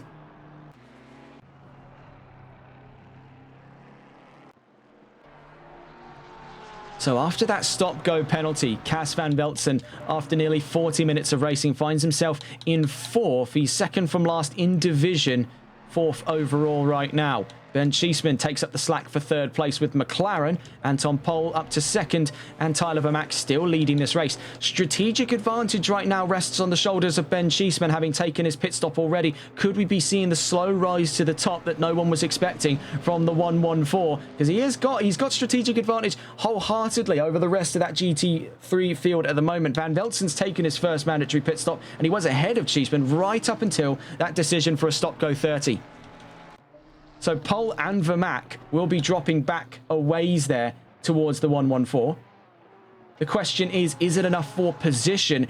And I'd say right now it's in that discussion for second. I don't think personally it's close enough for Vermack to lose position unless he also picks up a penalty, which is not off of the tables right now. We've known how bad his luck has been in the Solo Multiclass Endurance Championship for penalties. And looking at that run into the pit lane, you can see it is really just a blind faith leap into that pit lane. It wasn't hard to see where it was picking some of the drivers off for stop-go 30s, especially with wet weather creeping in here. Stopping distance is only going to get longer and longer. Norbert Horvath is into the pit lane. Then we go in the number 987. Karl Martel then rises to second place overall. Not overall, sorry, GT4. Alex Albert has taken a second and only remaining mandated pit stop. So strategic advantage rests in the court of Albert's number 36, but he's an hour and 22 minutes before the checkered flag. No current appearance of a stop-go 30, so he's golden there for the rest of this race. The question is, can that Chevrolet take him an hour and 21 minutes to the line? Albert Horvath in.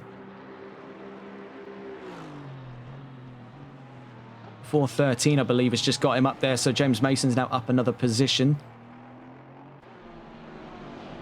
He'll be up to Division 3rd.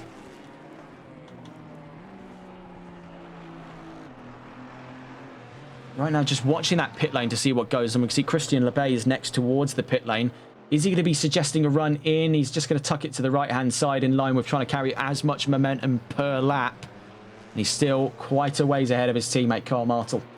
The leading 835, though, is heading towards the pit lane, so we are curious to see whether or not Vermack will consider this lap the first of his 2 pit lane runs. Bear in mind, he's a considerable way up the field from the number 486 of Anton Pol.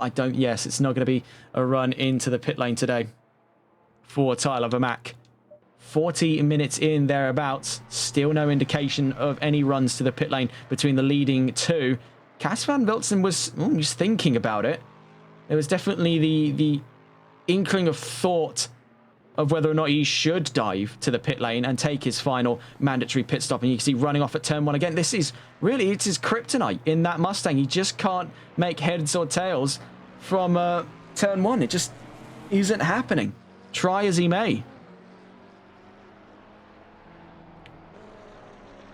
Milbank 2.7 seconds ahead of Norbert Horvath, so he's up to Division 4th right now.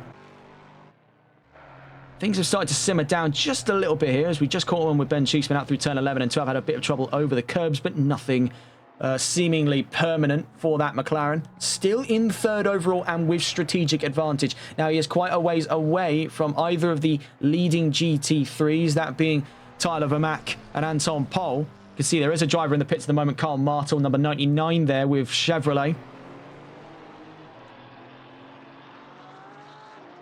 So keep an eye on Ben Cheeseman, because should nothing else untoward happen at that 114, he has got quite the ace. Quite the ace in the hole here for the rest of this race here.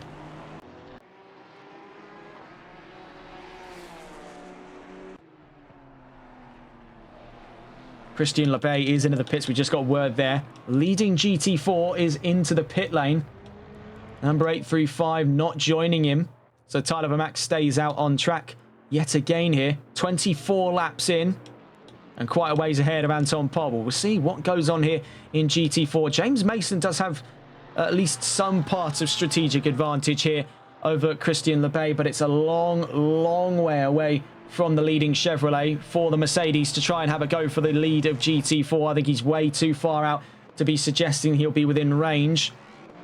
But it really depends on what Lebay has done to that Chevrolet. Now he's got everything dialed in for this race. He really doesn't seem to have been faltered once from the word go. He had a very good spat there for the lead down into turn 1. And he had all of that wrapped up in a nice, neat bow by the time he got to Hugenholtz for the first time. We could see just emerging in the pits there, that distinctive bright green glow of Anton Pohl's number 486 Nissan GTR. Now taking the first of his 2 mandated pit stops, trying for a very long-winded undercut on Tyler Vermaak, but I think he's just a little too far out of range here to challenge what Vermaak has brought to the table. And very well, fair play to him, because we did see some absolutely ruthless stuff in the court of Cas van Velzen. I don't think anyone was prepared for what Tyler Vermaak was going to bring to the table heading into the race. See Ben Cheeseman's into the pits, and with significant damage too. So we've missed something there for Cheeseman. That has definitely thrown his chances asunder here, because he'll be spending extra time in the pits getting that nose fixed on the 114. He had strategic advantage over Pohl and Van Velzen and Vermaak. He looked most likely to be gaining more positions under strategy by the end of today's race, and it has come asunder here as Cas van Velzen, because of that additional time in the pits, will look to retake third as he passes him here. Bear in mind for Ben Cheeseman. He had us thinking. He had us thinking. I get the feeling Cas van Velzen's still watching the stream.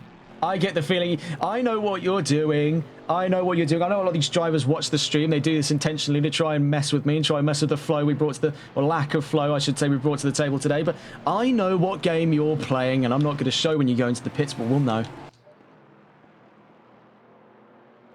They do this. They do this all the time. They've been doing this since Spa, last round of the Sunday League.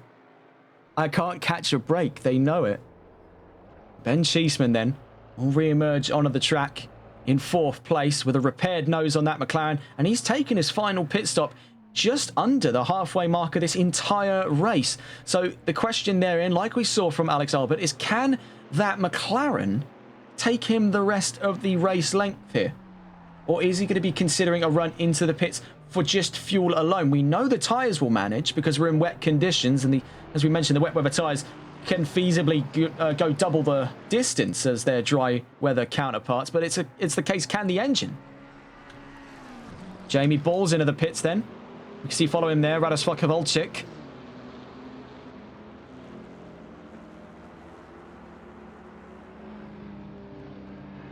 So the 23 taking its final mandated pit stop. I must say, I had to double check the timers there just because I was a little confused, but the amount of drivers actually wrapping up their full run of the pits before the halfway mark of the race, it is quite an interesting sight.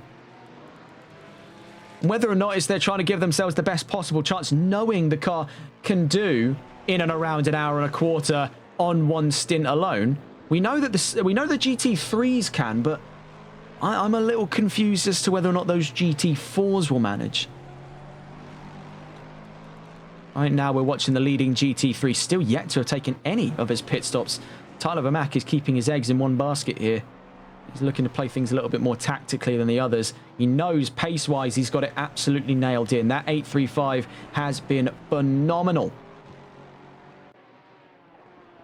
Bear in mind, it was penalties that took him out of contention in Misano. He's not looking to replicate the mistakes of the past here in Zolder.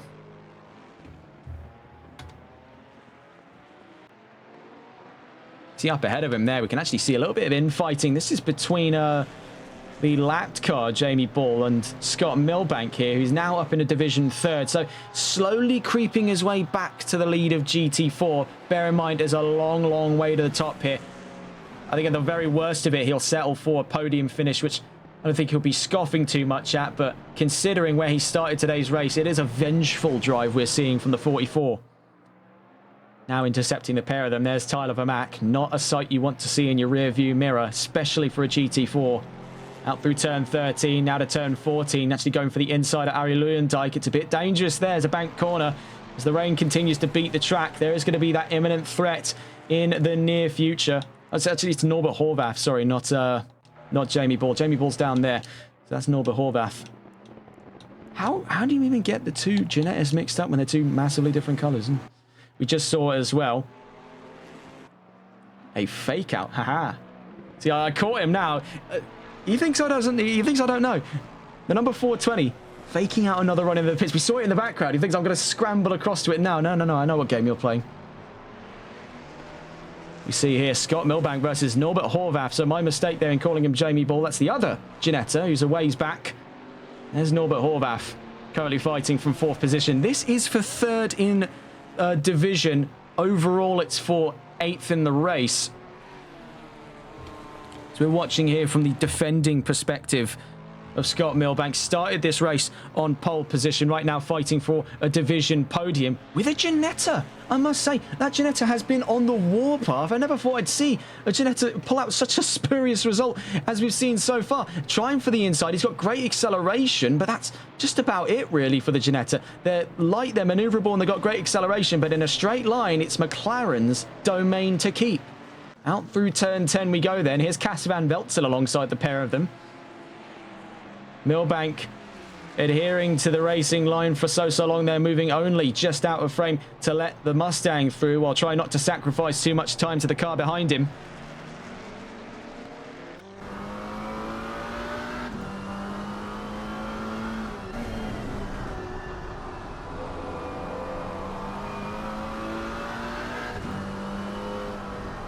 You can see drivers are getting a little bit more hesitant now out through Arie Luijendijk because there is that imminent threat of spinning out. And that's something they carry even into a dry weather performance. We've seen that in earlier runnings in the Sunday League, that it is something they have to keep their eyes peeled for. Trying for the inside there. A very solid line from Norbert Horvath. Puts himself almost at level pegging through turn 2 with Scott Milbank. But as we head to turn 3 at Hugenholtz, Norbert Horvath has to slot back in behind. This is a remarkable little fight between McLaren and Ginetta. And a stab of oversteer is not going to be doing much to help Scott Milbank. So let's try and get on board with the attacking of 2. Norbert Horvath then with Ginetta has really got his work cut out for him. He's on the warpath here. He's hunted down so many of his fellow GT4s. Now he turns that attention to the car in 3rd.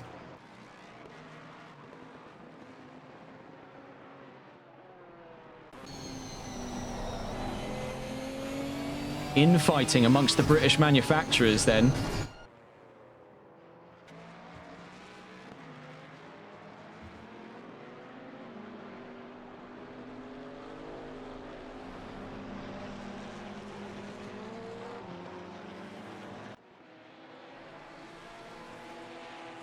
Heading down into turn, that was this here, turn 11 and 12 at the Hans Ernst box there. Almost said Hans Hussen. Hans Hussen is one of the drivers for Fatch GT. I don't know why I was thinking of that. I think it's because of the first name. Down towards turn 13 we go then. And there is yellow flags out. It's for Anton Pol, number 486, in trouble. Let's see if we can catch on board with him here. And yes, it was out of turn 2 into turn 3. Another victim here in the section of the track. Last time we saw it was Jamie Ball in GT4. Now it catches out Anton Pol, and now it catches out James Mason, as a matter of fact. Let's see if we can catch that on the replay. Just quickly there, we were watching out through turn 3. Mason gets on the throttle also too early. And collision there, as we just caught back on with Horvath and Milbank. What is going on here as we get towards the halfway mark here in Zandvoort? That battle comes to a head. Milbank having been slammed into by Norbert Horvath. Now as we're out through turn 3, it's a 3.2 second gap. Bedlam.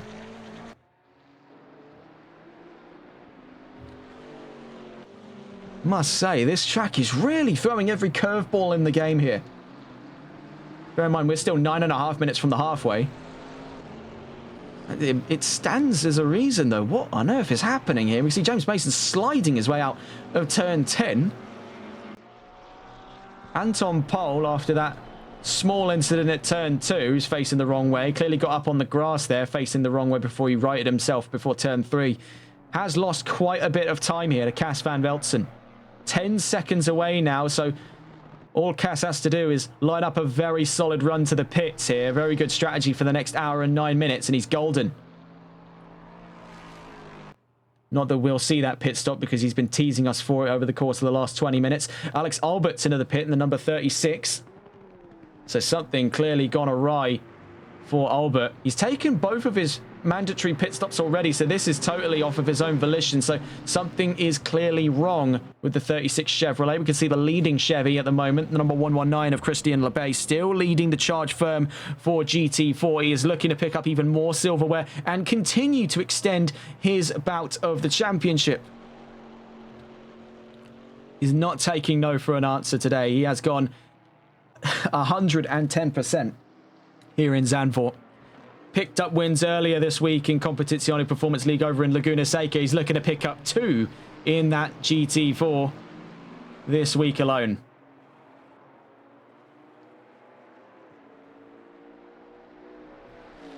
You've got to hand it off to some of these drivers as well. I believe for some of these drivers, this is their fourth or fifth race this week. So they've really got a stacked out calendar. See the Van Veltzen grinning ear to ear upon the news of Anton Pohl's spin out at turn 2, because he knows the confidence is being shaken on that Nissan, whereas he is still just gaining momentum here. Constant acceleration for that Mustang now that we're hitting wetter and wetter weather. An hour and 7 minutes left to go in today's race at round 5. See Jamie Ball leaping over the curbs at turn 2. Fortunately, this time with no issues. He makes his way around turn 3. Now up to 6th in division, 11th overall. Back onto the story of Milbank v Horvath for that 3rd place in division. Milbank has not recovered from that slam in Sector 1. He's now down 7.2 seconds from Norbert Horvath's Ginetta. And we could be seeing an ultra-rare occurrence here of Ginetta on the podium. Now, we've seen Ginetta do great things over the course of this championship. In the hands of the 57 of Dimitri Snide, we saw it onto pole position in Imola. Could we be seeing the first Ginetta podium here in NLRL? Well, you can only cross your fingers and hope. I'll have to take a look back through my records to see if that's ever been done before, because I don't believe so. You can see more trouble out through turn 3 again for James Mason, this time not so extreme, as he only has a little bit of oversteer on the exit of Hugenholtz. Now through Hunsrug.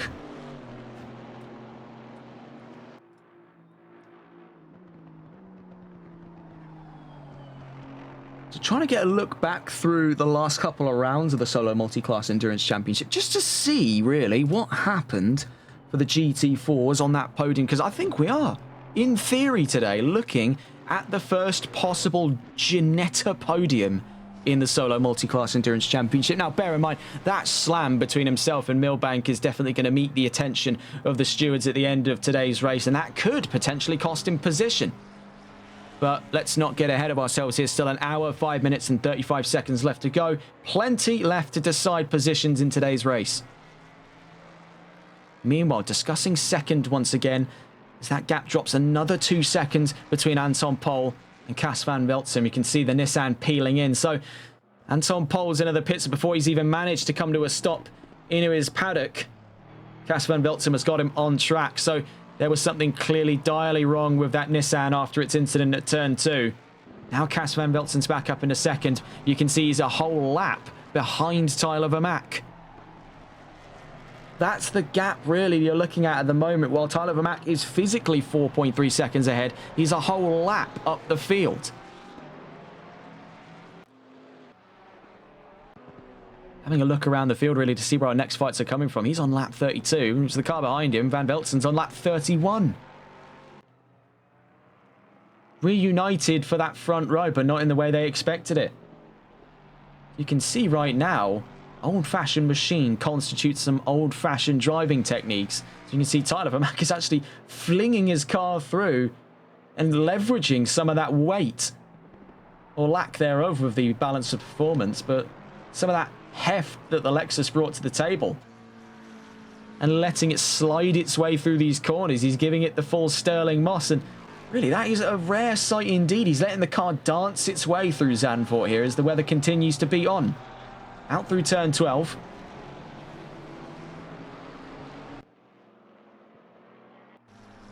Checking around the field, Ben Cheeseman still on strategic advantage.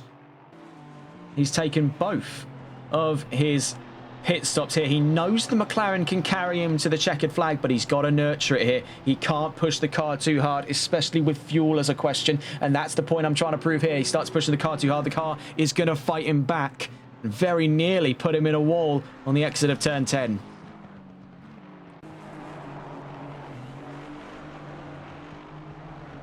We do have another yellow flag. It is for the 486, but that's quickly cleared itself. So that was for Anton Pol for just a moment there through turns 9 and 10. See here, Carl Martel. 2.5 seconds away from Scott Milbank, and that's for Division 4th. Could he be surfing a little bit of slipstream here from Anton Pol? Will that Nissan be properly shot of the situation by the time we enter the opening straight? We can see, as a matter of fact, if we check in with the 114 Ben Cheeseman, we can see he was reunited for but a moment here with his teammate at K1 Esports, James Mason. It's always nice to see cars with matching liveries. It's oh my goodness, I think I spoke too soon there. That was James Mason taking a huge chunk of grass with him, but fortunately keeps the car facing the right way around. He is really playing with fire, or more specifically playing with water today. As he is really teetering around, taking that car into a very early exit of this race. I mean, really, you can see by the way he's having to sort of coax that car into every corner, how it's fighting him back at every single turn. A proper cause and effect here. The nose and tail just not coordinate with one another. He is going to slam that car so hard the dental records won't be able to recognize it. So he is really, really playing on a very thin rope. Okay, well now he's just taking the mick. He's literally sliding the car in through the corners. This is the this is the second place mentality. He knows right now he's not going to catch LeVay. I think he's aware of that fact that it would take disaster to put himself at level pegging with a 119. So he's having a bit of a play about with it. He's just having a bit of a play. He's just showing off. It's churlish. You can see a fight here between Martel and Milbank. Martel just shunts his way up through the inside. Milbank's not having any of it. It's contact between the pair of them through turn 10. Cause and effect there. We saw between the Chevy. Bit of a rub on his way into turn 10. Milbank, that's his breaking point there. He's not happy. And that is going to be nuclear scenes in the paddock by the end of today's race. See, reunited with fellow Malois Racing Chevrolet. We can see the number 23's in trouble, though, up ahead. Actually, not up ahead. My mistake there. The number 23, trying to find the 23 at the moment. The yellow flags are still out. That would have been, as we catch very nearly a crash for James Mason. It's all kicking off now. Nowhere to run and nowhere to hide. We did see it was trouble for Jamie Ball in 6th in GT4, but no significant damage on that Ginetta. Yeah, that was indeed interesting. That's one way of putting it to K1 Jupiter in chat. Well, that was interesting. Yep, you're not wrong on that. And, well, yeah, some of you might remember the incident that I'm referring to, perhaps a certain time. Not specifically sure when. It was back one race in Nürburgring. Happened to be 6 hours long and under GHR jurisdiction that we happened to cover about 1.5 to 2 years ago. It's the incident. That's what we're talking about. Incident 2, maybe? I don't know. There's always a sequel. The sequel usually disappoints. That was certainly interesting. Going its own direction narratively. See, though, significant damage again for Alex Albert. It has been a real baptism of fire on his debut to NLRL. We saw over in Competizione Performance League, it wasn't the worst for him in Laguna Seca, and he definitely had quite an interesting time in the spotlight at Monza when he was up on 2 wheels. But not been the best of days today here in Zandvoort for that Chevrolet, no doubt. Wanted man here, Scott Milbank, after that incident between himself and Carl Martel. Let's just throw that back up on the replay here. I mean, it was a shove up on the inside. Now, admittedly, our transition didn't exactly show that first part, so we'll let it run once again, just so that you can see. So he shoved his way up on the inside. I don't think Milbank was expecting him to go for that gap. There was quite a considerable rub between the pair, and he just slams through the back of him in retaliation here. Oh, I do not want to be a steward today. I do not want to be a steward today. That is not a task I envy. Thank God I'm only paid to commentate for these races. Oh, if this was back in the TRR days when we used to commentate and also play a hand in the steward's office, I would not be so chipper right now. That is going to be ugly. That is going to be really, really ugly by the end of this race. Ah, see, we caught him now. Yeah, you can't play any more tricks on us now. Cas van Veltzen is into the pits. Fool me once. Shame on, what's it? Shame on me. Fool me twice, shame on you. I think that's how the saying goes. Whatever. We've caught him. So, Cas van Veltzen into the pits, but it really does remain the question. With Ben Cheeseman on strategic advantage, and that's been a story we've been reciprocating over the course of today's race, you can see he will have the opportunity to overtake Cas van Veltzen and stay there. He won't have any expectations to come into the pits unless fuel becomes of serious consequence to him by the end of today's race. So all he's really got to do, build the gap from this point onwards, and then coast. Of course, it doesn't take me to tell Ben Cheeseman how to drive. He's done this plenty of times with the K1 team. He knows what he's doing. That's the real conundrum, though. With such a thirsty engine as that McLaren V8, can that be done, is the question. I think that's the question on everyone's mind, is can that be done? We do have a yellow flag. It's for Scott Milbank down at, it was Hans Ernst there. And there is Scott Milbank. He's got quite a lot of damage on the nose. Now, we don't know exactly what's gone on for him there. But what is going on is almost total failure of the tyres. He's trying to get that car righted. That is a lot of damage over the nose there for Milbank. What on earth could have gone on for him there? Could it have been a little bit of comeuppance? Because we can see the Martel is up and ahead. Mason's into the pits right now. What on earth just went on for the number 44? We're back in the green flags. And that is the almost immediate expectation of a run into the pits with damage like that. You can see following him in, almost. There's a lot of drivers here peeking their way on the right-hand side, pardon me, of that track was Christian Lebay.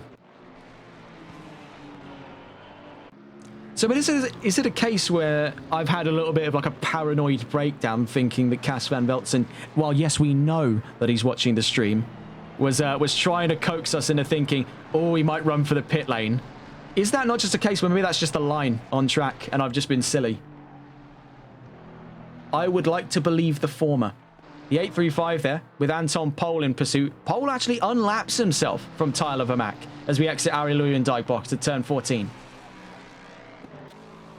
That is a curious little sight. You can see the wet weather is still piling on here. Maybe not as badly as we expected, and especially not how it was at the start of the race.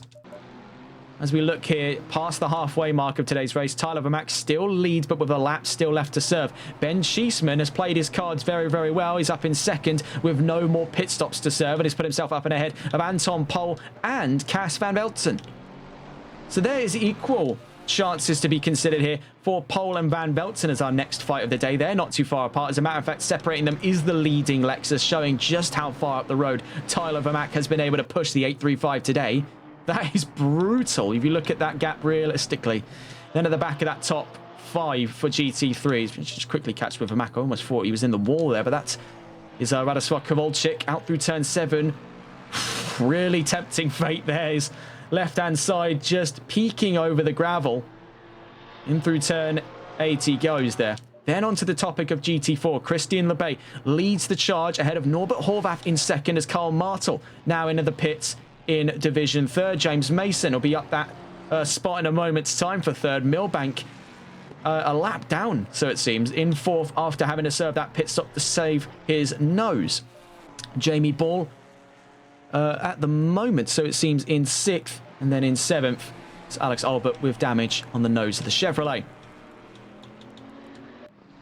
Just check back using the clip, and the 44 and the 99 were near each other on track before the 44 went off there. So it wasn't a case of retaliation, is what you're saying. It wasn't a case where the 99 was directly involved in the incident, but it was nearby. Can't say for sure. Oh boy, I didn't want that answer. Oh, this is going to be interesting. I was hoping that the theatrics could have waited until we started recording NASCAR, but clearly we can't wait anymore.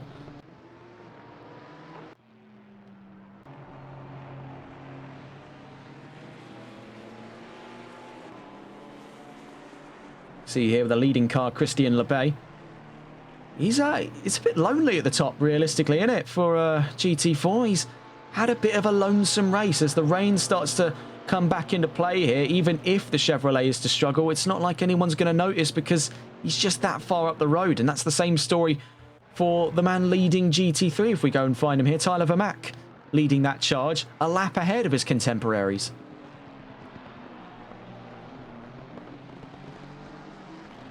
You can see the rain now is coming down hard, and the track is starting to gloss up a little bit here. We could see standing water in the next couple of laps if this is to intensify. So we could be returning to some of that early doors mayhem. You can see on the very, very far edges of the track, those little slithers of standing water start to pool up on the run down to turn 11. There is definitely a chance for it here. If we get on board with Vermack and follow him round track here, if you can hear us over the thunderous noise of his 5.4 litre V8 engine, we'll stay on board with Tyler Vermack. We just try to break down the conditions here on track right now.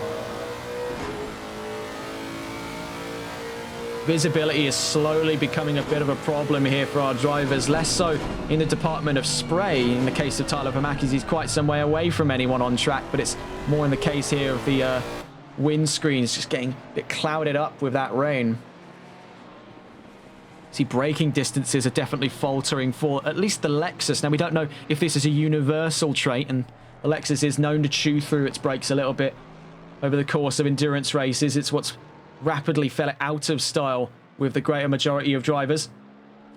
But you can definitely see that the confidence on the brakes is faltering for Vermack because that wet weather is creeping in, and creeping in fast. As you can see, those tyres are starting to fall apart a little bit on him here. So there is that bit of bated breath really in the Lexus paddock as to whether or not the 835 is going to manage, or if he's going to have to take an extra pair of tyres here. We know that that was always going to be an option considered, but we knew longevity for the wet weather tyres was always going to be better, especially considering it never went to fully dry conditions. The tyres were getting hot, but they weren't getting churned up and overheated and burnt out. So the question therein remains, does Tyler Vermack take new tyres on his next pit lane run? And moreover, when will that pit lane run be? He could feasibly do it now and there would be very little consequence. Out through turns 11 and 12. Really cannot falter the momentum he's brought into this. It's been one of the most talked about stories here on TRTN, of course, because we were able to cover it at every step of the way live. Actually, we do have some news from GT3, just to note on this. As Cheeseman, I believe, is... Yes, so he had a disconnect. Oh my word, so that's massively gone wrong for Ben Cheeseman. He'll be in the pits for upwards of 2.5 minutes before he's allowed back out on the track. He's likely then to lose the position out to Radosław Kowalczyk. So that's gone horribly wrong for Cheeseman. So sorry, back on board with Tyler Vermack. It's been one of the most universally discussed stories here on TRTN because we were able to cover every step of the way of that live.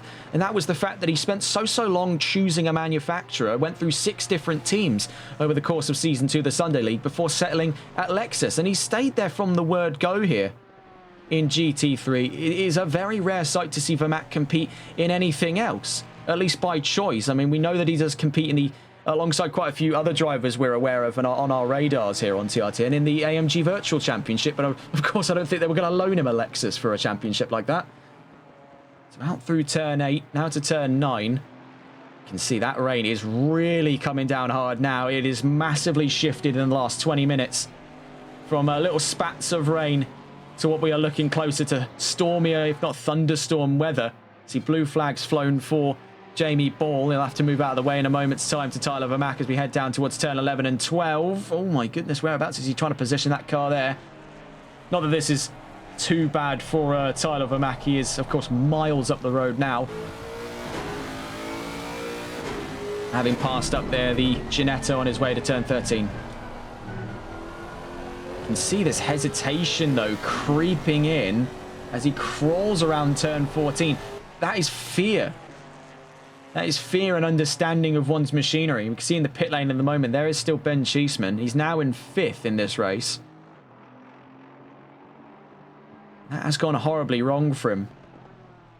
You can see for Tyler Vermack, he's running deep at every single running of turn 1 in the last couple of laps. So clear indication here, tyre performance is starting to falter. He's got a lot less stopping power, and I think it's a combined effort here. His brakes are starting to wear out a little bit this far into the race, and also those tyres are just not holding up. Now, of course, we know there are endurance brake setups in ACC, and they can go the extra mile at the cost of some reduced braking performance, but even then the Lexus is known to go through its brakes rather quickly, and especially when you observe the driving style of drivers like Tyler Vermack, you can see where excessive wear is coming from, because he's an all or nothing kind of driver. He drives that machine like it owes him money. 47 minutes left to go. So we exit turn 7, there, my mistake, into turn 8. Now turn 9.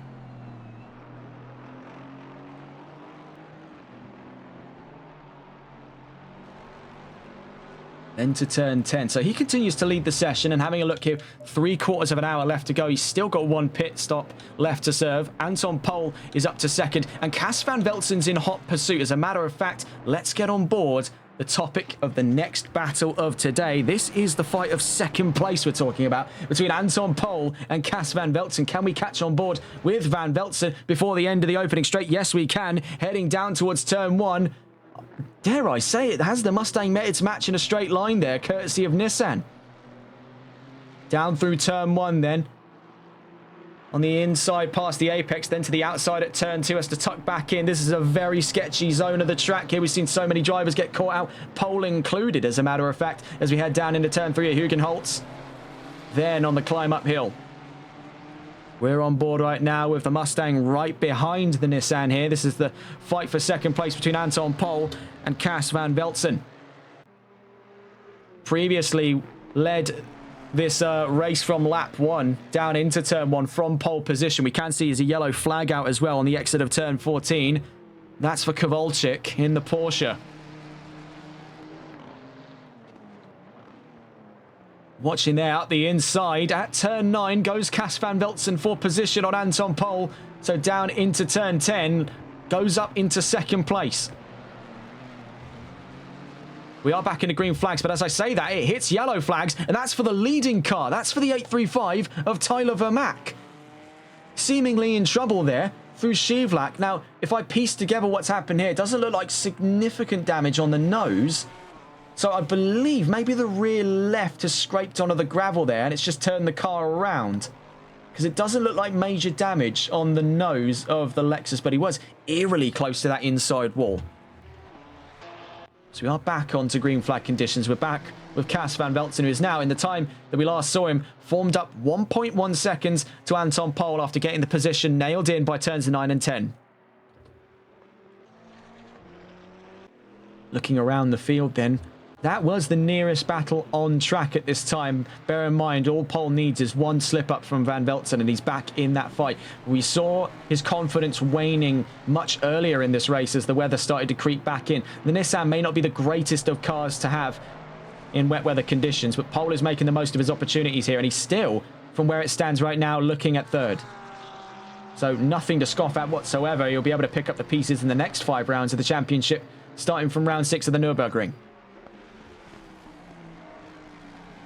Looking at that calendar as well, that's where we'll be next Saturday on the 30th of August from the Nürburgring GP circuit as opposed to the Nordschleife. And the round thereafter, we're heading to Suzuka, then Hungaroring, Indianapolis, and Zolder before the end of Season 1 here, the Solo Multiclass Endurance Championship. Zolder previously supposed to be this round, as we see big snap of oversteer by Anton Pol on the exit of turn 8. Turn 9, sorry. Now turn 10. Now it's because he got over the curbs on the inside. All this has done, though, is helped to double and then triple the gap held between himself and Cas van Velzen. He's now up the road by 3.7 seconds. We can see as well, and now this is a curious one, has that been the nail in the coffin for Tyler Vermack's stint? Because he has brought that car into the pits now. He has had enough of that set of tyres. Right now for Ben Cheeseman, He's still in that pit lane. He's not been let out. So I think he has thrown the towel in on this race and is now just in here to watch what goes on next. He had a very, very admirable run of things there. Sadly, that disconnect has thrown his chances asunder. So you can see, and because of that run into the pits and because of how long it was taking for Tyler Vermack, it has actually pushed him into a very dangerous spot because he's lost that lap advantage that he held over his contemporaries inside that top three.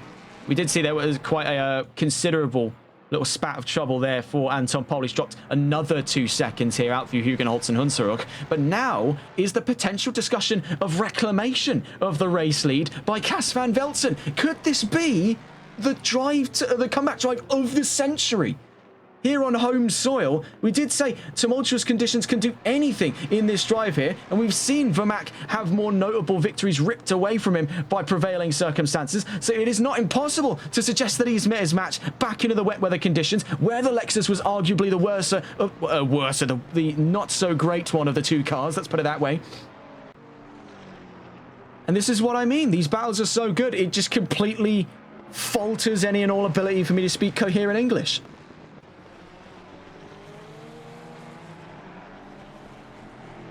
Let's get on board, though, with Cas van Velzen. Could this be the comeback drive of the century here? That lap advantage that Tyler Vermack held for so long in this race has crumbled at his feet there after that run into the pits. All for naught, then, as the 835 is back in the 420s domain. Van Velzen is not letting go of the chance that has been laid bare before him here. The opportunity to retake where he started this race from at this very corner here on track and held off the 835. Now he eyes up the back of that Lexus for what could be the battle of the season here in the last 41 minutes. Bear in mind, still quite a saga in its own right before we see the checkered flag. So anything can, and let's be honest, will happen in the next 41.5 minutes before we see the checkered flag.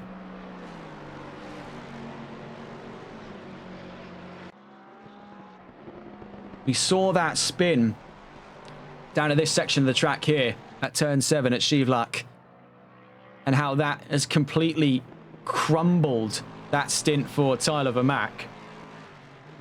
But has it stripped him of his confidence? I would not say so. You can see he's right back into the thick of it. Out through turn 9, he is absolutely plummeting through every single corner now. Has it been a case that the remedy he has been searching for was a new set of tyres? Only time will tell us different. Did have a momentary yellow flag for the 44 of Scott Milbank. That was just out through turns 8 and 9, but that's been resolved now.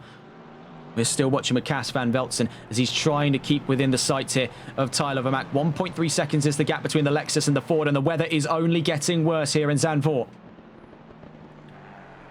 So looking at the overall standings, and while the weather is set to lighten just a little bit in the next 15 minutes, it will come back into the conditions you see before you by 30 minutes from now. So the last 10 minutes of this race are more likely than not to see the same conditions that started it.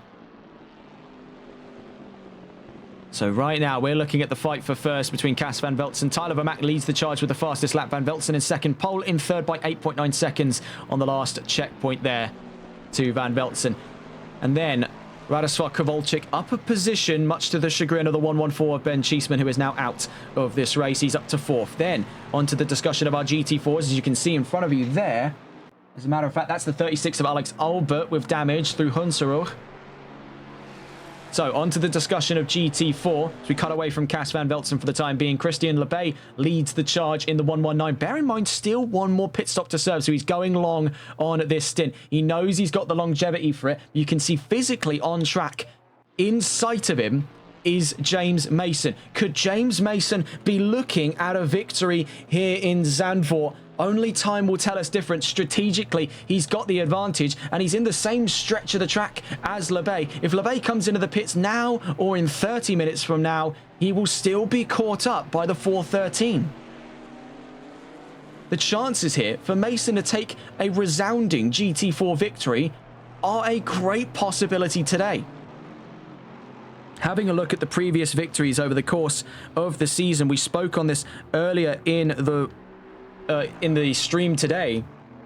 You can see that it has been a bit of a mixed bag down in GT4. Hayden Prodger picked up his first win in NLRL in the GT4 category at round 3. So the chance is still absolutely there for Mason to come and pick up his first place trophy. Or first place trophy. Bear in mind, there are very high stakes involved here for the GT4s. Mason potentially looking at his first win this season and his first win, I believe, in NLRL. And also LeBay looking for his third in GT4. And it would have actually been his documented second this week. So there is a lot riding on the line on both sides of this here. Meanwhile, having a look for GT3, that gap now up over 2.5 seconds between Van Veltzen and Vermaak. You can see Vermaak has really picked up the pieces in this next stint coming. That new set of tyres, whether or not he did actually take them or not, or whether or not he's just locked in, is another thing entirely, because he is driving like a thing possessed here in the middle sector. Out through turn 7 and 8. Now to turn 9. We can see now Christian LeBay has come into the pits. So he's served his last pit stop of the day. So before he's even come to a stop, James Mason is up and ahead. So we have an opportunity on our hands here for James Mason. This could be the drive of a lifetime here for the 413. Such a familiar face here in NLRL. Could he be seeing first place by the end of today? He's got 37.5 minutes to absolutely knuckle down and take it. The chances here is right before him. Victory is right within his reach. He just has to reach out and take it. Out through Hunsrück then. This is going to be a very interesting thing to study. Very, very interesting indeed. Oh, wait. I'll have to wait for the data to update here. Because could I be wrong in assuming that Mason could lead this charge? Or is it a case, actually, where LeBay was a lap up? Now, that's not impossible to suggest, but considering, like Vermaak, the kind of pace LeBay brought to the table here. We'll wait for it to update, but I'm not entirely sure. Could that be the case? In fact, if we go and check the timetables here. Yes, I may have been speaking a little bit too hot-headedly. As it was, as a matter of fact, a lap ahead. Well, my sincerest apologies there to James Mason for accidentally gassing you up like that. Because we were accidentally sort of blown a bunch of hot air in saying that he was leading the charge there. Well, my mistake, and my sincerest apologies to James Mason. We're all human, we all make mistakes, and I made the mistake of assuming you were in the lead of the race, and you aren't. In the nicest way. It's been a bit of a busy week here, to say the least. You can see here, side by side, Martel and Vermaak. Yeah, he's chimed in the chat there saying, was going to say, well, look, you know, a little bit of hope and optimism never killed you, did it? So, well, that nearly did, out through turn 1. See here, Anton Pole trying to get past Christian LeBay. That's the problem with the Malois car. Since we turned off the name tags, it's been a little hard to tell them apart. And with the spray playing a huge part here, it's obfuscating the placards and numbers. There's Carl Martel with damage on the nose, actually. So Norbert Horvath is grinning ear to ear to see that he's now up onto the podium. So the Ginetta podium gambit is still on the table here. Do not panic, ladies and gents. There is still a chance for history in the making for Ginetta. Radoslav Kowalczyk in 4th position now. And that's, again, to the dismay of the 114. But fair play to him. He has been on a very lonely drive from down at the last of the GT3 field, but he's taken this as a vital data collection day, really, for him. He's been able to get some vital time on track, sample what he's up against on the grid and where he can move forward next. So I imagine it's onwards and upwards if he stays in the championship heading into Nürburgring, into the second half of the season. Every driver's got to start somewhere. So my mistake there. So to clarify, for those of you who have only just tuned in, it was previously assumed on the initial data we had for that front row that strategically Mason had advantage over Christian LeBay and could take the lead of GT4. We failed to we failed to basically take count of the laps between the pair of them. As it turns out, Christian Lebay is an entire lap ahead of James Mason. So Mason is still in a very impressive second place. So let's not scoff at what is clearly in front of us here. He is still in a mighty second place in today's race. So that is nothing to scoff at. He will be elevating himself even further into the championship standings. It's going to get closer and closer between himself and Lebay by the time we hit Nürburgring at round 6. Oh my word, having a bit of trouble there through Hugenholtz as Karl Martel tries to unlap himself in the number 99 Chevrolet. See Anton Pohl now in third place, looking for another podium finish. Now, you really can't argue with that. He took a win out in Misano. He's not going to be saying no to another chance to appear on the podium today. 33 minutes left to go in today's race. It has been a bit of a mixed bag. One that has actually, pardon me, been quite hard to cover ourselves here in the commentary box. So much bizarre stuff happening and conditions completely out of left field here. What we do know is this. Tyler Vermaak leads the charge from Cas van Velzen in third right now. Anton Pohl and Radoslav Kowalczyk makes fourth position. Christian Lebay leads the charge for GT4. James Mason, who previously was assumed to be in the lead after that pit stop, is in still second. In third right now appears to be the first Ginetta podium in NLRL history as Norbert Horvath takes third ahead of Scott Milbank and Karl Martel to round out GT4's top 5. Jamie Bull in Division 6th and Alex Albert in Division 7th. Ben Cheeseman, a functional DNF after a disconnect. So that is where we stand right now.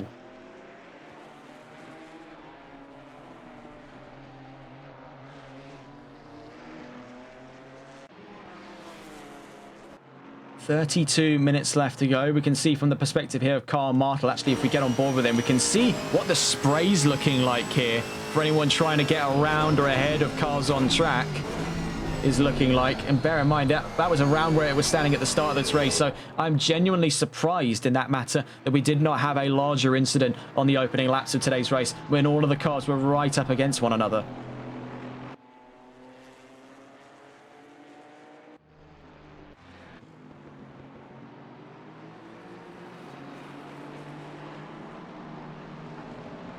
.3 seconds the gap between Vermaak and Van Velzen, so hats off really to Tyler Vermaak because he has opened the taps in ways we did not think possible. We saw that in the last couple of laps before his pit stop, that Lexus was really floundering, flailing under its own weight there, struggling to maintain good cornering. Now it seems that he's almost let the car do a lot of the talking for him because he is flowing around these corners with the machine. Yes, it's still stepping out. Yes, it's still twitching. And there is a very visceral, almost tangible feeling of this car that it could be alive and could have flesh and blood in the way it's driving because it's like a crazed animal around this track. But it's working so well for Vermaak because I think now he's started to relax just ever so slightly, stop stressing about what he can't control and let the car control what is here. And it's like I mentioned earlier in the stream, this almost symbiotic relationship he shares with this Lexus that has netted him such a dominant control of this field. Since he's been able to get up and ahead of Cas van Velzen, it has been his race to lose. See here, James Mason still given company by Karl Martel. Mason still in second in GT4, so solid points on the charts for him here if he can hold position for the next 30 minutes. Right now, this is the time in a solo multi-class endurance race where things start to die down just ever so slightly. Strategy has now played a huge hand, and also just the insane variety of conditions we've been through in today's race, and that's really the magic of a mixed condition race at the moment. You end up with such a bizarre strategy. You end up with such bizarre performance out of these cars. We did have that nice little dry patch. Not fully dry, mind you. No one was considering the run onto the dry tyres. No one was daring to gamble that as there was another weather cycle making its way in to the local area in the next 30 minutes when we saw the driest of our conditions today. We can see Mason, oh my goodness, having a big snap out through turn 7. Now turn 8. See, Cas van Velzen's on the charge here. We can see that Karl Martel jumps on the inside to unlap himself from James Mason. And Mason back to the inside. So I think these two now They're comfortable where they are and are just having a little sparring session here in the latter 30 minutes of racing today. You see that this is much to the chagrin of Cas van Velzen, who really does not want to be a spectator to these two side-by-side action down into Hansers. Look at the frustration mounting on the 420 here. He knows he can still catch Vermac, but with those GT4s getting in the way, it's not helping him whatsoever. So down into turn 13, Martel's back behind Mason. There's the leading GT4, Christian Lebay, not too far away from our warring pair here on two separate lengths of the race today. You look around the field, Milbank still keeps that damage on the nose of his McLaren, knowing that he's still got a top 5 finish to fight for here in the next 28 minutes. He's going to stay long before the end of today's race. Because of the chicanery of those two GT4s, it's opened the gap up from 8 to nearly 15 seconds between Van Velzen and Vermac. You've really got to hand it as well to... We mentioned it before, you've got to hand it to Vermac. You've got to hand it as well to Cas van Velzen, because that has been one of the greatest performances I think we've seen from him. He was absolutely flying today. And you really can't take away the fact that while, yes, it may not have elevated right now where it stands into a race win, he has fought every single step of the way to be where he is right now. And you've really, really got to hand it to him, because that is a testament to the performance these two bring to the grid. Not only in this series, but in NLRL as well, as both of these two compete in the Sunday League, and it's a riot there as well between these two.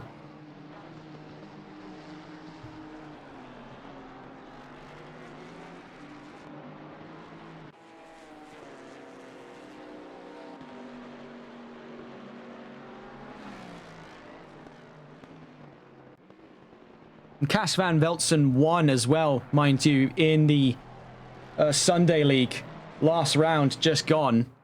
So he's already picked up that notable bit of silverware in his career here in NLRL. He was looking to make it double trouble, 2 NLRL events in a row where he could take race wins at it.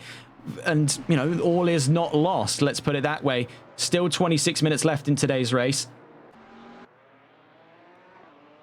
We do have a word here. This is from a first-time chatter, but he's speaking on behalf of Jamie Ball.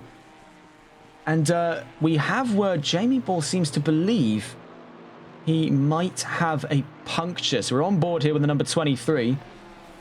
Trying to check the conditions of those tyres. Now, we do know it is possible to get a puncture in ACC, but it is incredibly hard to. And I don't actually know there's a visual sign of it for us here. I think it would be something only the driver would be informed of, as with some other systems in this game. But I don't think so. I don't see it, but we do have a yellow flag out for a different driver, and that's the number 36 out through turn 8 here. That's Alex Albert in the Chevrolet. Definitely quite muddied now after another visit to the gravel. No, I don't personally see it.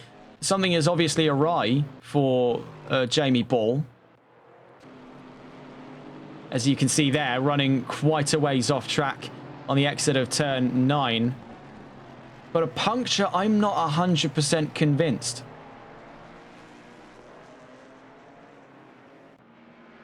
See swerving to try and just clean the wheels up and get a little bit more heat into them, but I'm not seeing a puncture. Well, we'll see what the proceedings are for the pit lane, but we do have a drive-through penalty, and that is for Radoslav Kowalczyk.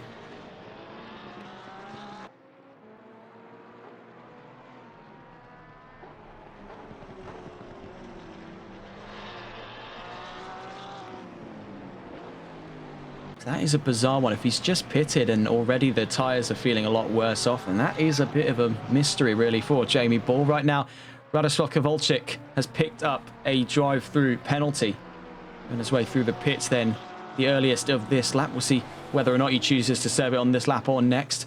Right behind him is the race leader, Tyler Vermac, in the 835. 24.5 minutes left to go then. Things are starting to kick off again. The oh-so-cursed final quarter.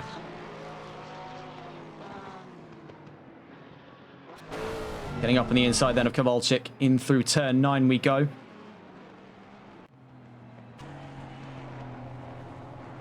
See, that's also trouble, and that was, as a matter of fact, for Carl Martel. We just saw from James Mason's perspective. We'll get that on the replay. turned out through turn 2. So he spun through turn 2. They're facing the wrong way for the entry of turn 3. That is a very bizarre sight. Unfortunately, it doesn't look like he's been collected at the concrete wall, so no damage for Martel's Chevrolet. We see that Albert's in trouble again here in the 36. This time out through turn 9. It's all manner of thing kicking off again, and it seems almost in waves now here at Zandvoort. The moment any one specific thing happens on track, it's met on the opposite end, and then on the opposite end of that is almost this ripple effect. As we can see now, once again, another yellow flag, this time for the 99 of Karl Martel. Something is going horribly wrong for the Chevrolets. We saw earlier on issues for the likes of Jamie Ball and the Ginetta. Now we see more problems for Alex Albert, this time at Hans Ernstbock at turns 11 and 12. So it's all gone horrifically wrong for Chevrolet. We're just quickly checking in here with Karl Martel. You can see a little bit of trouble there, getting right of foot on the exit of turn 10. The only Chevrolet yet that doesn't seem to be affected is Christian Lebay, and that's because he's played his cards incredibly well today in terms of strategy. He's got this nailed down to an almost exact science. Drive-through penalty still in effect for Kowalczyk. He's yet to have served it. See, the 36 has now retired to the pit lane, so I believe that's Alex Albert out of this round today, sadly. See, he's into the pits. And that yellow flag was still in effect by the time that Christian Lebay arrived. Whether or not we just didn't see him get a shot of the scene is another thing entirely.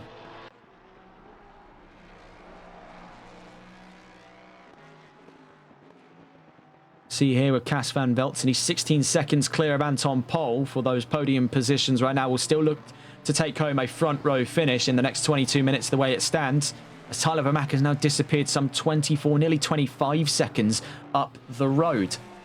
Checking back in with Jamie Ball. Now, I don't necessarily think it's a puncture, or even a slow puncture for that matter. I think it's just a case that the tyres have been too cold, and there's not a lot of heat that can be put into them in conditions as poor as this. So you can see now after a few laps it's starting to stabilize here for Ball, but it's a noticeable downturn, as mentioned by one of the first time chatters here speaking on his behalf. We did check on board and something did seem awry, but I think it could definitely be just chalked down to tyre temperatures right now. A puncture would have been a lot more dramatic at this time. It's not impossible to get one. I'm not suggesting that it isn't, but it's very difficult in these kind of conditions. I would be genuinely surprised were that the case. 21 minutes to go then. Vermaak still in the lead. Rather unsurprisingly so. Let's have a look around the field. We see James Mason still on the front row for GT4. Working with the hand he's been dealt here. Weather is not getting any better at this time. Having a look at those overall standings, and with the weather radar still showing the next 30 minutes to actually pick up and get even worse. The worst is supposedly still yet to come here. By the end of this race, the drivers could be seeing a flooded track, and that could massively shake things up, especially in the discussion of our leading pair of GT3s, who are still on the same lap as one another. And actually, I make a point further as to say the top three of GT3. Still yet to see a serving of that drive-through penalty by Radoslav Kowalczyk.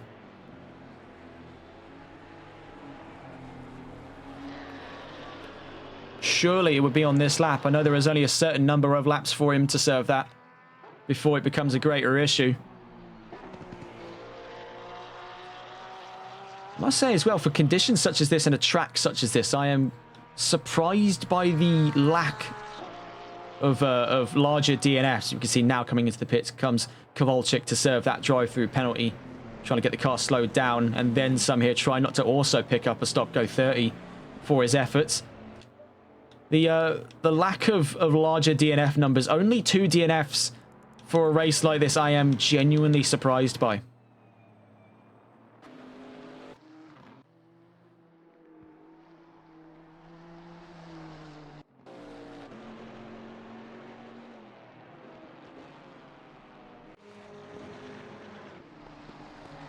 See, there is a little bit of electronics damage for the nose of Scott Milbank. Visibility is going to become a bit more of a concern because he has got damage on his lights. Now, not so much so that it's become of concern to the stewards, but it is something that could progress further down the line here with the water ingress. Parts of the car now exposed. that could be problems for him in the near future. The gap now stabilized at 25, just under 26 seconds between Van Veltzen and Vermaak. Clear line of sight in the standings between the pair of them here. No one in between them, but that's soon to change because Tyler Vermaak is coming up on a pair of GT4s, Norbert Horvath and Karl Martel. See Norbert Horvath here right now, looking upon the precipice of a Ginetta first here for a podium finish in the Solo Multiclass Endurance Championship. Never before seen.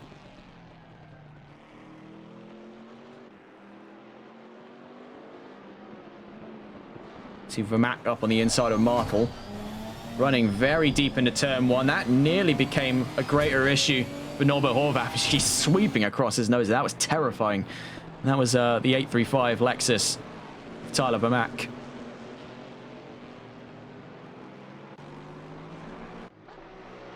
So Kowalczyk has served that that drive-through penalty with no complications, no issues whatsoever. So the next 18 minutes lay before him to play for here as he looks to finish fourth.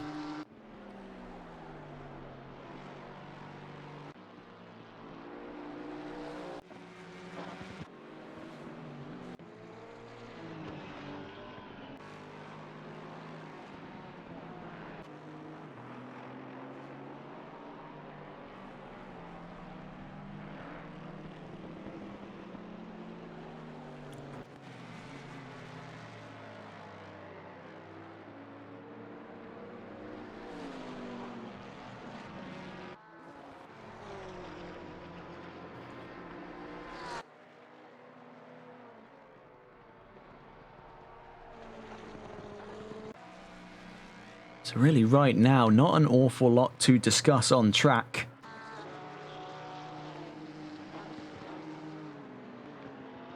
Sadly, I don't have much news to discuss in the wider operations for NLRL. Obviously, I mentioned a few streams ago about the progress on the Console Endurance Series Season 2.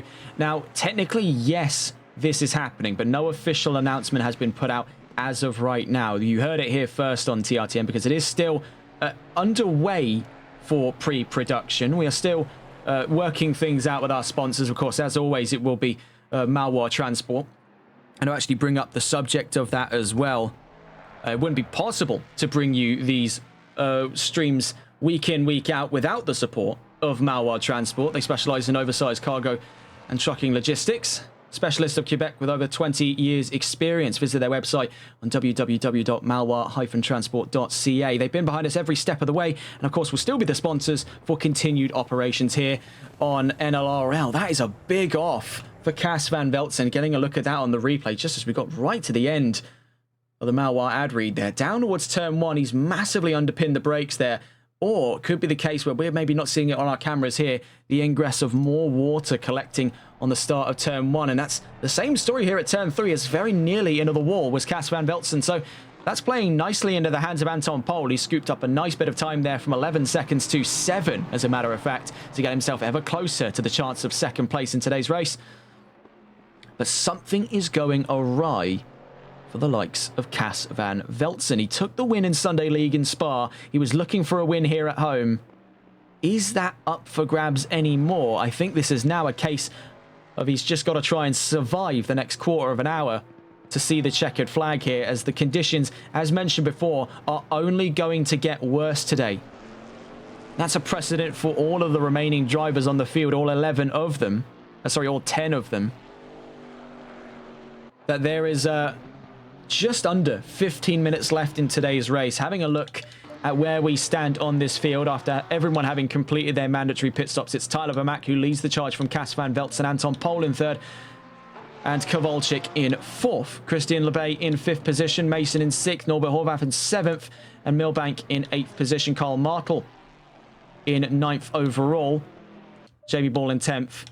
And then looking for division standings then for GT4, that constitutes first, second, third, fourth, fifth, and sixth, with 2 DNFs, 1 from GT4 and 1 from GT3. That's Alex Albert and Ben Cheeseman.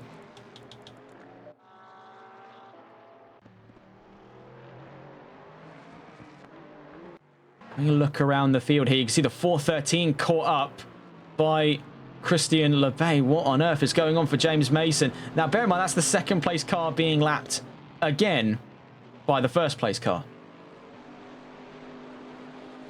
So I think it has been a pretty clear message. Now, we talked a lot about messaging in this live stream, how the message was pretty loud and clear. Cas van Veltzen wasn't here to play coming into Zandvoort. I think an even clearer message has been sent out from the Malois racing team. Neither are we. As you can see just how far up the road LeBay and Vermaak have been able to take this. Over the course of the last hour and 47 minutes of racing, they have not just cleared the margin for victory, but have in fact dominated the margin for victory by a way that is almost indescribable.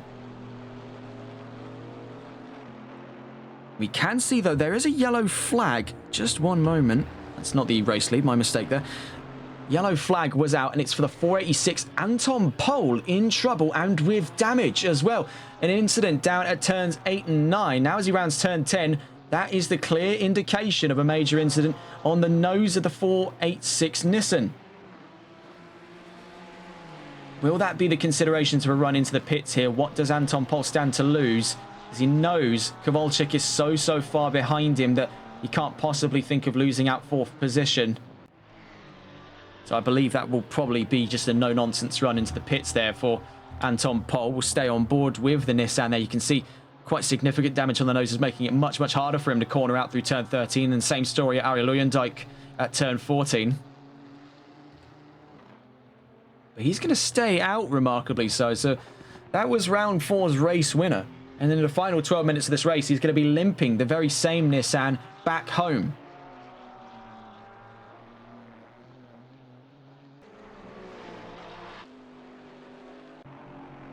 There's the division-leading Chevrolet of Christian LeBay. I mean, what more really can be said here? The man is an alien when it comes to GT4. There is a very special mix here going on, the proceedings of which I've never seen the likes of before. We've seen what kind of wizardry he's capable of pulling off in GT3, and bear in mind, he's done all of that in an outdated car, the older V12 Vantage. This is, I'd say by ACC standards, pretty close to top-of-the-line machinery. Now, a lot of those GT4s that we see in the GT4 content pack were introduced in and around the end of the 2010s, so your sort of 2017 to 2018 mark.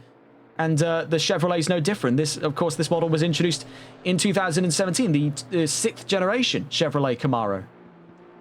And while it obviously bears the resemblance and image and aerodynamics of a ZL1, it doesn't bear the same engine, of course, because, as mentioned several times before in almost every single conversation pertaining to the Camaro, in GT4, superchargers are illegal.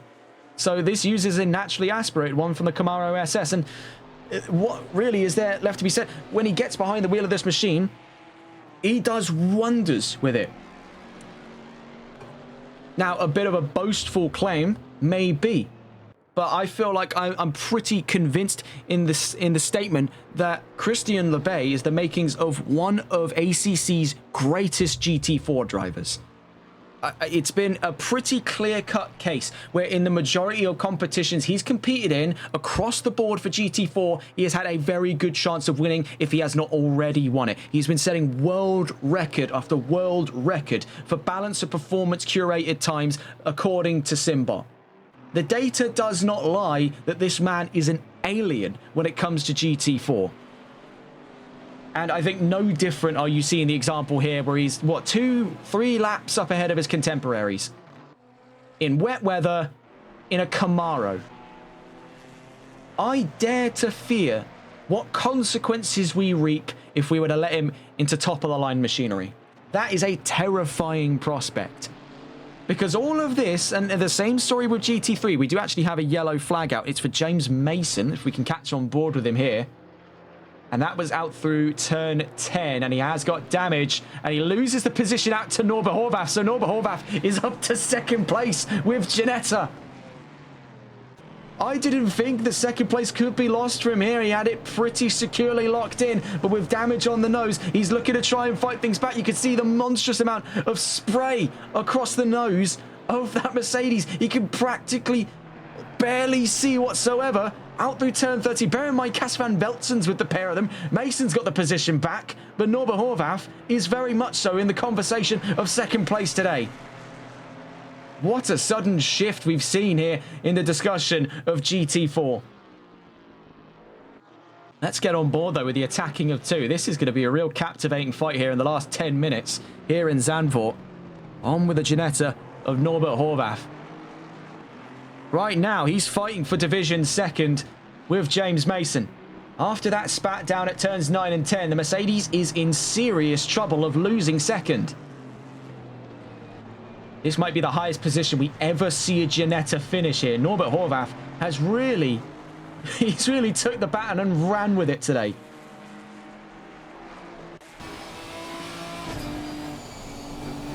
Can the plucky little Ginetta go toe-to-toe with Mercedes? It's managed to best all of the others before it.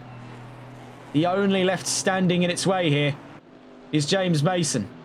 Neither of these two look to be within a chance here of capturing first place off of Christian Lebay on the performance he's had today.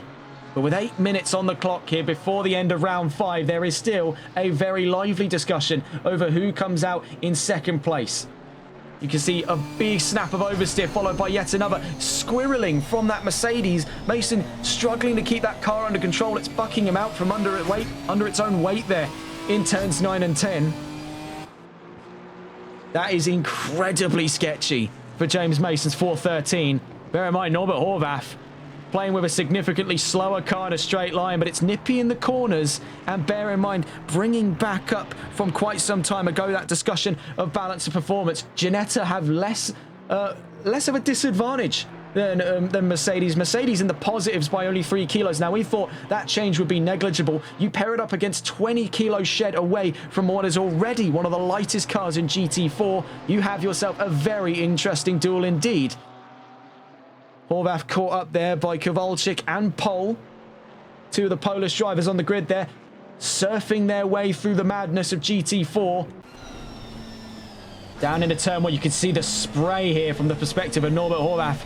All of this is forming a buffer zone between himself and Mason. One more slip decides second place here. Norbert Horvath has been icy cool in his control of the number 987 Ginetta. Can see there Mason washing to the high side of turn 3 as Anton Pol gets by him.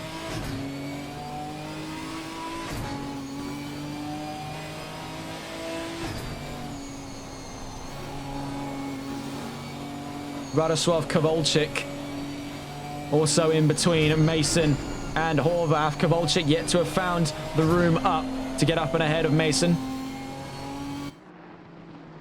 And you see it is absolutely battering the track. Now, this is the worst conditions we've seen since free practice. Flooded conditions in the last 6 minutes could make or break any performance today.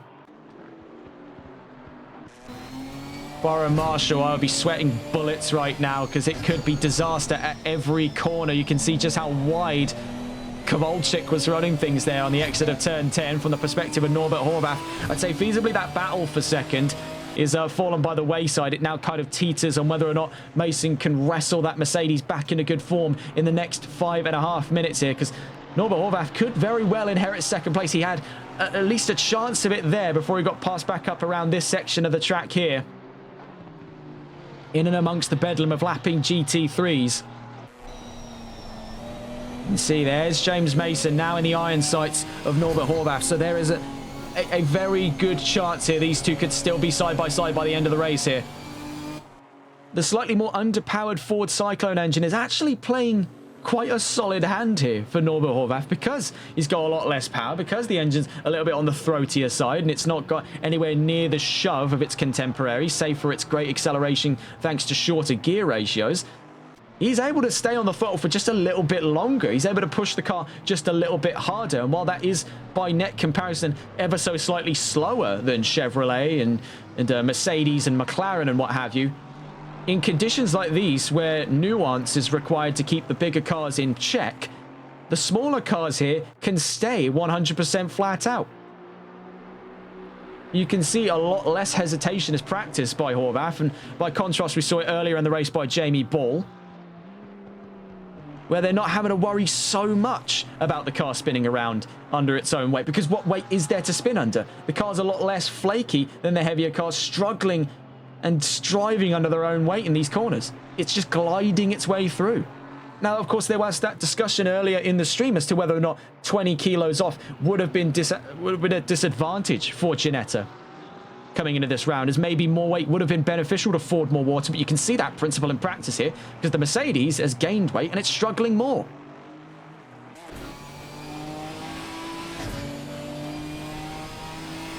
You can see almost barely make out the image of that Mercedes there through the immense spray down into turns 11 and 12. From the perspective of Horvath, now we are definitely back into the fight of Division 2nd here for the GT4s in the last 4 minutes of racing.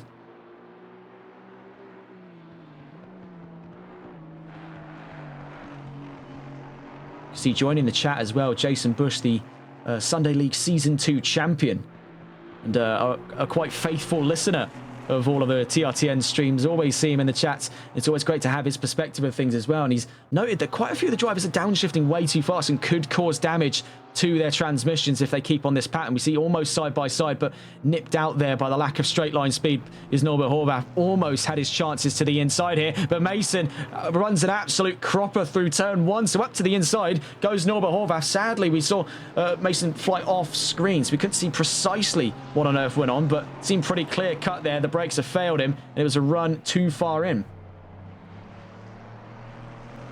Mason has a yellow engine, so he is down on power. Let's see if we can actually catch on board and see if we can spot that on the dashboard, because, of course, we've got the HUD turned off for the sake of viewing ergonomics to make it look a little bit cleaner on screen here. Let's see. Catching on board. Sadly, it's not showing us anything, but I have to take your word for that. You can definitely see that there was a noticeable downturn for the performance of the Mercedes over the course of this race. He is definitely fighting that car more than he has to. And that would probably explain as well how he's getting on the throttle and the car's stepping around, because he's just having to work with less power. The problem is the Mercedes isn't designed to be driven like a Ginetta. So now Mason finds himself on the back foot of this fight for second place. And in the final minutes of this race, it could go all the way down to the wire here. So this is remarkable stuff here at the end of round 5. Running deep, though, into Hans Ernst at turn 11 and 12. Is he going to fly too close to the sun here? If he keeps cutting across that, someone's going to get upset in the steward's office. We've seen last lap penalties creep in here in the Solo Multiclass Endurance Championship. Let's pray not to have another one here in the last couple of minutes. Behind them there, the leading Lexus of Tyler Vermack will mark the last lap of this race's imminent beginning here. 1 minute left to go. You can see there's Vermack behind them, and it is absolute monsoon season here for weather. So Vermack on his final lap here, looking to soon pick up yet another win, his third this season in GT3. We're watching this fated fight for second here in GT4. James Mason versus Norbert Horvath. David versus Goliath. Mercedes versus Ginetta. Right behind him, there's Alexis. Mason rolls over to let Tyler Vermack roll on by here through Honsurug. It is so hard to make out anything in front of these drivers right now. Mason might have a really good opportunity here. Down into turn 7, there is a little bit of a bump and run between himself and Norbert Horvath. That is very cheeky there, but he's took the opportunity and he's ran with it. So out through turn 7, now to turn 8. That's through Shivlak there. That was very sketchy. A little, I don't know if it was intended to be a bumper run, because you can see how poor the visibility was between the pair of them. But this is an incredible fight for second place we're seeing. We will have to get on board with Tyler Vermack in a moment's time, as he is but moments away from the checkered flag. Only a few more corners to it. We're still watching that fight for second. This is remarkable stuff. against the odds here, against all expectations. It's Ginetta versus Mercedes for second. Ginetta will still revel in their first ever podium in NLRL at the hands of Norbert Horvath on his career best here in the Solo Multi-Class Endurance Championship, but we'll have to get on board with Tyler Vermaak as we've only a few more corners to it, as he's almost beaten us to the punch. Right to the checkered flag we go here at the end of round 5. Tyler Vermaak wins for his third race going. Third race win going, I should say, here in Zandvoort. He is a race winner here at round 5 of the championship in GT3. To the line, Mason takes home what appears to be second place. I have to get a confirmation. I've only just realised that he didn't actually cross the line, so he's forced them into another lap. So don't celebrate too early, Mason. It's not over yet. Oh my word, that actually caught us off guard. We thought, all right, he got to the line. Fair enough, early celebrations. He almost did, I can't remember which driver was it in MotoGP, celebrated a lap early. But it was a case where he celebrated before the checkered flag. But there, Tyler Vermaak wins in round 5 of the Solo Multi-Class Endurance Championship. Across the line comes Scott Milbank on a reluctant Division P4 with a damaged nose on that McLaren. Getting a gander here, Christian Lebay hotly awaits the arrival of the checkered flag. We've seen our GT3 division winner. Now we can see it was 3 wins now for Tyler Vermaak. It'll be 3 wins for his teammate at Malois Racing as his third race win here in the championship. Christian Lebay extends the margin for GT4 and wins in round 5 in the GT4 category. So what a performance then from both Vermaak and Lebay. Total domination from the Malois Racing team. We check now to the checkered flag. Comes Cas van Veltzen, finishes on the front row. He's fought very diligently to be where he is after all things said and done. Here comes Anton Pol. Another podium visit for the Polish talent in the 486 Nissan. His second in a row after his race win in Misano. Coming to the line then on debut, Radosław Kowalczyk takes 4th position. And now we see the fated fight here for second. James Mason versus Norbert Horvath. What has absolutely captured the hearts and minds here for round 5. It's all the way to the checkered flag between these two. Out through turn 13. Who comes out on top? It's so close between the pair of them. Rocketing out through Arie Luyendyk. It looks to be Mason from Horvath for second and third in GT4. What a result that is, and a first as well here in Season 1, Round 5 of the Solo Multi-Class Endurance Championship. Ginetta on the podium in GT4. Malois total domination then from Vermaak and Lebay. Their third wins respectively in category. What a round that has been. It did definitely bog down a little bit in that middle with the strategy changing so many different places for these drivers and putting them on total opposite ends of the track. I do apologise if that got a little bit drier in the middle, ironically, for a wet race. But what an ending we have waited long enough for. And what a result we have seen today. Tyler Vermaak wins overall and wins in GT3 for round 5 of the Solo Multi-Class Endurance Championship. And Christian Lebay wins in GT4. Then on the podiums for each, Cas van Veltzen in second place, Anton Pol in third for GT3. And in GT4, James Mason in second and Norbert Horvath in third with Mercedes and Ginetta. What a result then. As you can see the full results there. Vermaak first, Van Veltzen second, Pol third and Kowalczyk fourth. Then GT4, Lebay first, Mason second, Horvath third, Milbank fourth, Markle fifth, Ball sixth, Albert seventh. 2 DNFs from Cheeseman and... actually, no, that was technically... Wasn't it a DNF from Albert? So how has he finished the race? I'm confused there. Oh, well. A conversation for another time, but also we see technically a DNF as well from Evans. What a race that has been, though. And we do hope you enjoyed it. It has been a bit more of a shakier performance from us here on TRTN, as I think it kind of goes hand in hand with the shaky performance today in such uncertain conditions as these. Very well done to all of our drivers then who have bested what is arguably the worst conditions we've ever seen for a race here in NLRL. Look at the state of the track there. I mean, crack out the rubber rings because you can float on that. That is horrifically wet. That's all from us, though, here on TRTN. We'll be with you tomorrow for the next round of the Sunday League, looking at the calendar for that as well. We'll be coming to you from Valencia for the first double sprint of the season tomorrow, August 24th at 6:30 BST. For those concerned with where things head next in the fated saga of the Solo Multiclass Endurance Championship, you'll be joining us next Saturday from the Nürburgring GP circuit for round 6 of the championship. That's all from us here, though, on TRTN. Have a wonderful rest of your evening. Take care. Good night.